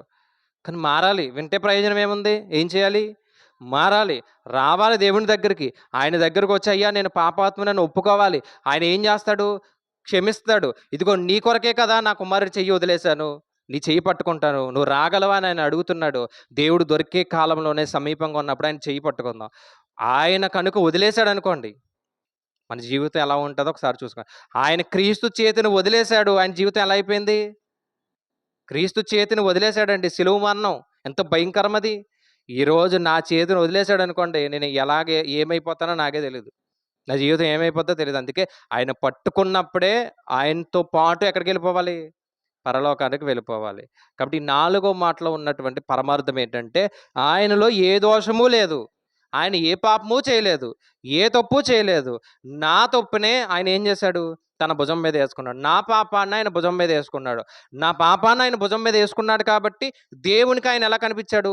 ఒక దోషిగా కనిపించాడు. దోషిగా కనిపించాడు కాబట్టి ఆయన చేతిని వదిలేశాడు, నా చేతిని పట్టుకున్నాడు. ఆయన చేతిని వదిలేశాడు, మీ అందరి చేతులు పట్టుకుని రండి నరులారా తిరిగి రండి అని బ్రతిమాలుకుంటున్నాడు. మరి వెళ్ళడానికి సిద్ధంగా ఉందామా? లేదు ప్రభువా నేను రాను అని ఏమండి నరకానికి వెళ్ళిపోతారో ఎవరి చేతిలో ఉంది? మీ చేతిలోనే ఉంది. ప్రార్థన చేద్దాం. మోకరించేవారు దయతో మోకరించండి. ప్రార్థన చేద్దాం. ప్రార్థనలో ప్రతి ఒక్కరూ కూడా ప్రార్థనలు ఏకీభించండి. విన్న వాక్యాన్ని బట్టి ఒక్క నిమిషం మనం ధ్యానించుకుని ప్రార్థన చేద్దామండి. యేసుక్రీస్తు వారు పలికినటువంటి మాటలు సుమారు 4 మాటలు మనం విన్నాం. దేవుని కృపను బట్టి, ఆయన ఇచ్చిన అవకాశాన్ని బట్టి 4 మాటలు మనం గమనించాం. ఈరోజు ఆయన చేతిని వదిలేశాడు కాబట్టే ఈరోజు మనకు రక్షణ వచ్చింది. ఆయన శిలువ మరణం పొందాడు కాబట్టే ఈరోజు మనకు రక్షణ వచ్చింది. ఆయన శిలువ మీద వేలాడాడు కాబట్టే మనకు రక్షణ వచ్చింది. ఎందుకంటే ఏ భేదము లేదు, అందరూ కూడా పాపం చేశారు. నేను పాపం చేశాను, మనందరం పాపం చేసాం. మనందరి దోషాలు, మనందరి పాపాలు, మనందరి అపరాధాలు ఆయన తన భుజం మీద వేసుకున్నాడు కాబట్టి ఆయన దేవుడికి ఒక దోషిగా కనిపించాడు. కానీ ఆయనలో ఏ పాపము లేదు. కేవలం నేను చేసిన పాపం మాత్రమే అదిగో ఆ రోజు ఆ శిలువ దగ్గర తండ్రి అయినటువంటి దేవుడు ఆయన చేతిని విడిచిపెట్టడానికి కారణమైంది. మరి ఈరోజు నా బ్రతికి ఎలా ఉంది? నా జీవితం ఎలా ఉంది? దేవుడి కొరకు బ్రతుకుతున్నానా? దేవుడి కొరకు ఆలోచిస్తున్నానా? దేవుడి కొరకు మంచి నిర్ణయాలు తీసుకుంటున్నాను, ఆయన పనిలో నేను వాడబడుతున్నాను. ఒక్కసారి అందరూ కూడా గమనిద్దామండి. దేవుడి కొరకు ఎంత కష్టపడుతున్నాం, దేవుడి కొరకు ఏం చేస్తున్నాం, దేవుడి కొరకు ఎలా బ్రతుకుతున్నాం. వినేసి ఇక్కడే దులిపేసుకుని వెళ్ళిపోతున్నామా? హృదయంలో భద్రం చేసుకుని, అయ్యా నా పాపాన్ని నువ్వు మోసావు కదా, నేను ఇతరుల పాపాలను మోసి నీ దగ్గరికి చేర్చాలని ఆ బాధ్యత, ఒక భాగ్యంగా ఎంతమంది తీసుకుంటున్నారు? ఒక్కసారి ఈ రాత్రికాల సమయంలో ఒక మంచి నిర్ణయాన్ని తీసుకుందామండి. దేవుడి కొరకు బ్రతుకుదాం. ఎన్ని సంవత్సరాలు ఉంటామో మనకు తెలియదండి, ఎంతకాలం ఉంటామో మనకు తెలియదు, రేపటి జీవితం ఏమో ఎలాగుందో మనకు తెలియదు. ఒక్కసారి ఈ రోజే, ఇదే అనుకూల సమయం, ఇదే రక్షణ దినం, మారడానికి సిద్ధపడదాం, రక్షణలో రావడానికి సిద్ధపడదాం. అయ్యా ఎంతో శ్రమ పడ్డావయ్యా, కొరడాల చేత కొట్టించబడ్డారు, ముళ్ళ కిరీటం పెట్టారు, ఉమ్మేశారు, ఏంటి నా మీద వేయాల్సినటువంటి ఉమ్ము నీ మీద వేసుకున్నావు. ఒక్కసారి ఆయనకి క్షమాపణ కోరదామండి. మనం చేసిన తప్పులు ఆయన భరించాడు కాబట్టి, అయ్యా మేము తప్పులు చేసాం, మేము పాపాలు చేసాం, ఒక్కసారి మనస్ఫూర్తిగా హృదయపూర్వకంగా ఆయన క్షమాపణ అడిగి ప్రార్థన చేద్దాం. దయ కలిగినటువంటి మా కన్న తండ్రి, నీ ఘనమైన ఉన్నతమైన నామమునకు వందనములు. దేవా, మీకు ఉన్నతమైన కృపలో తండ్రి మమ్మల్ని కాచి కాపాడిన విధానాన్ని బట్టి తండ్రి వందనములు. అయ్యా నీ కృపలో తండ్రి ఈ 4వ మాట నేర్చుకోవడానికి తండ్రి మీరు ఎంతో సహాయపడ్డారయ్యా, అందుని బట్టి వందనములు. మీరు ఇచ్చినటువంటి జ్ఞానాన్ని బట్టి కొన్ని విషయాలు మేము నేర్చుకున్నాం. నిజమే తండ్రి, ఆ రోజు మీరు క్రీస్తు చెయ్య విడిచిపెట్టకపోతే ఈరోజు మాకు రక్షణ రాదు, మేము పరలోకం చేరుకోలేం, మా దగ్గరికి వాక్యం రాదు. అయ్యేదిగో తండ్రి, ఆ రోజు నేను చేసిన పాపము ఆయన భుజం మీద వేసుకున్నాడు. అయ్యా నేను చేసిన అపరాధాలు ఆయన భుజం మీద వేసుకుని నేను దోషిగా కనబడకూడదని ఆయన దోషిగా కనబడ్డాడు కాబట్టి ఆ రోజు మీరు చేతిని విడిచిపెట్టారయ్యా. దేవా ఇదిగో తండ్రి, ఈరోజు మేము మనస్ఫూర్తిగా హృదయపూర్వకంగా తండ్రి క్షమాపణ కోరుతున్నాం. మమ్మల్ని క్షమించండి, మేము చేసినటువంటి పాపాలను క్షమించి అయ్యా నీ కొరకు బ్రతకడానికి తండ్రి ఒక పాత్రగా తండ్రి మమ్మల్ని వాడుకుంటారని తండ్రి నమ్ముచున్నాం దేవా. అలాగే దేవా, ఈ యొక్క కూడికి ఏర్పాటు చేసినటువంటి సుధాకర్ గారిని వారి కుటుంబాన్ని జ్ఞాపకం చేసుకోండి. వారి యొక్క తల్లిదండ్రులకు మంచి ఆరోగ్యాన్ని దేవా మీరు దయచేయండి. అలాగే సుధాకర్ గారు చేస్తున్నటువంటి పనిపాట్ల విషయంలో తోడుగా ఉండండి. దూర ప్రాంతాలు వెళ్తున్నప్పుడు వాహనాన్ని దేవ మీ యొక్క ఆధీనంలో ఉంచుకోండి. తనకిచ్చినటువంటి అయ్యా భార్యను బట్టి తండ్రి వందనములు తండ్రి. మరి చక్కటి కుమార్తెను దేవ మీరు దయచేస్తారు. మరలా గర్భఫలం మీరు ఇచ్చినందుకు వందనములు తండ్రి. తల్లికి బిడ్డకి క్షేమకరమైనటువంటి ఆరోగ్యాన్ని దేవ మీరు దయచేయండి. వారి కుటుంబంలో చేసిన మేలును బట్టి తండ్రి దేవ నీకు వేలాది వందనములు. ఇకను అనేక మేలులు దేవ మీరు చేస్తారని దేవ మేము నమ్ముచున్నాం. అలాగే తండ్రి, వారి యొక్క తమ్ముడు గారిని వారి కుటుంబాన్ని కూడా దేవ మీరు జ్ఞాపకం చేసుకోండి. నీ కృపలో తండ్రి మరింతగా బలపరుస్తారని తండ్రి కోరుచున్నాం దేవ. అలాగే దేవ కూడి వచ్చినటువంటి కుటుంబాలన్నింటినీ పేరు పేరున దీవించి ఆశీర్వదించి అయ్యా ఇదిగో తండ్రి అనారోగ్య పరిస్థితుల్లో ఉన్న వారికి దేవ ఆరోగ్యాన్ని దేవ మీరు దయచేస్తారని తండ్రి కోరుచున్నాం. అయ్యా నీ బిడ్డల కొరకు తండ్రి ఏర్పాటు చేసినటువంటి పలహారాన్ని బట్టి తండ్రి ప్రార్థన చేయుచున్నాం దేవ. ఇదిగో తండ్రి సంఘాన్ని ప్రేమించి చక్కటి పలహారాన్ని ఏర్పాటు చేశారు. రెట్టింపు ప్రతిఫలాన్ని తండ్రి వారి కుటుంబానికి దేవ మీరు దయచేస్తారని తండ్రి కోరుచు ఈ యొక్క ప్రార్థన క్రీస్తు నామమును బట్టి అడిగి వేడుకొనుచున్నాం పరమ తండ్రి, ఆమేన్. తండ్రి అయిన దేవుని ప్రేమ, యేసుక్రీస్తు వారి యొక్క కృప, పరిశుద్ధాత్మ అన్యోన్య సహవాసం ఈ యొక్క కుటుంబానికి కూడి వచ్చినటువంటి ప్రతి కుటుంబానికి సదాకాలము తోడుగా ఉండి నడిపించును గాక, ఆమేన్. ఆశీర్వాదంబుల్ మా మీద వర్షింపచేయుమీశా, ఆశతో నమ్మియున్నాము.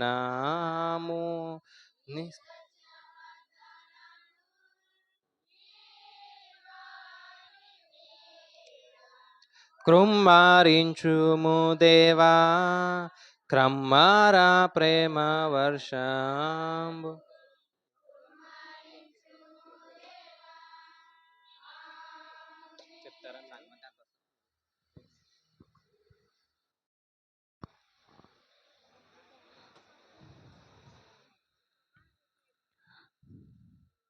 అలాగే రేపు ఆరాధన అండి 9:30కి ప్రారంభించండి.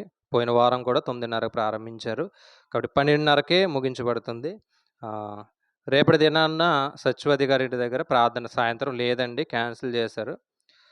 31 సోమవారం ఏర్పాటు చేశారు కాబట్టి ప్రార్థన పి లక్ష్మి గారు, వాక్య భాగం పల్లవి, ప్రార్థన కె వెంకటలక్ష్మి గారు, ప్రత్యేక పాట వినోద్ గారు.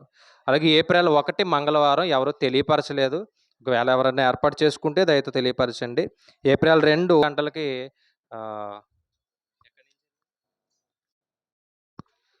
జీబీఆర్ కాలేజ్ గ్రౌండ్ దగ్గర నుంచి సేవకులు ప్రవీణ్ గారు మరణించారు కదా, వారి నిమిత్తం ఈ పరిసర ప్రాంతాల్లో ఉన్నటువంటి సంఘాలు సేవకులు వీళ్ళందరూ కూడా ఒక ర్యాలీ ఏర్పాటు చేశారు కాబట్టి మధ్యాహ్నం 3 గంటలకి జీబీఆర్ కాలేజ్ ఉంది కదండి, గ్రౌండ్ అక్కడి నుంచి ప్రారంభిస్తారని తెలియపరిచారు. 1 గంట ఉంటుంది.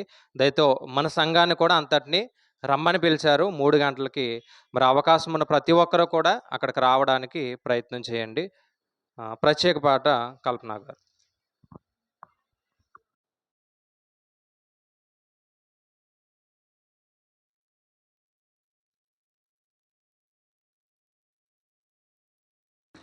హల్లెలూయా.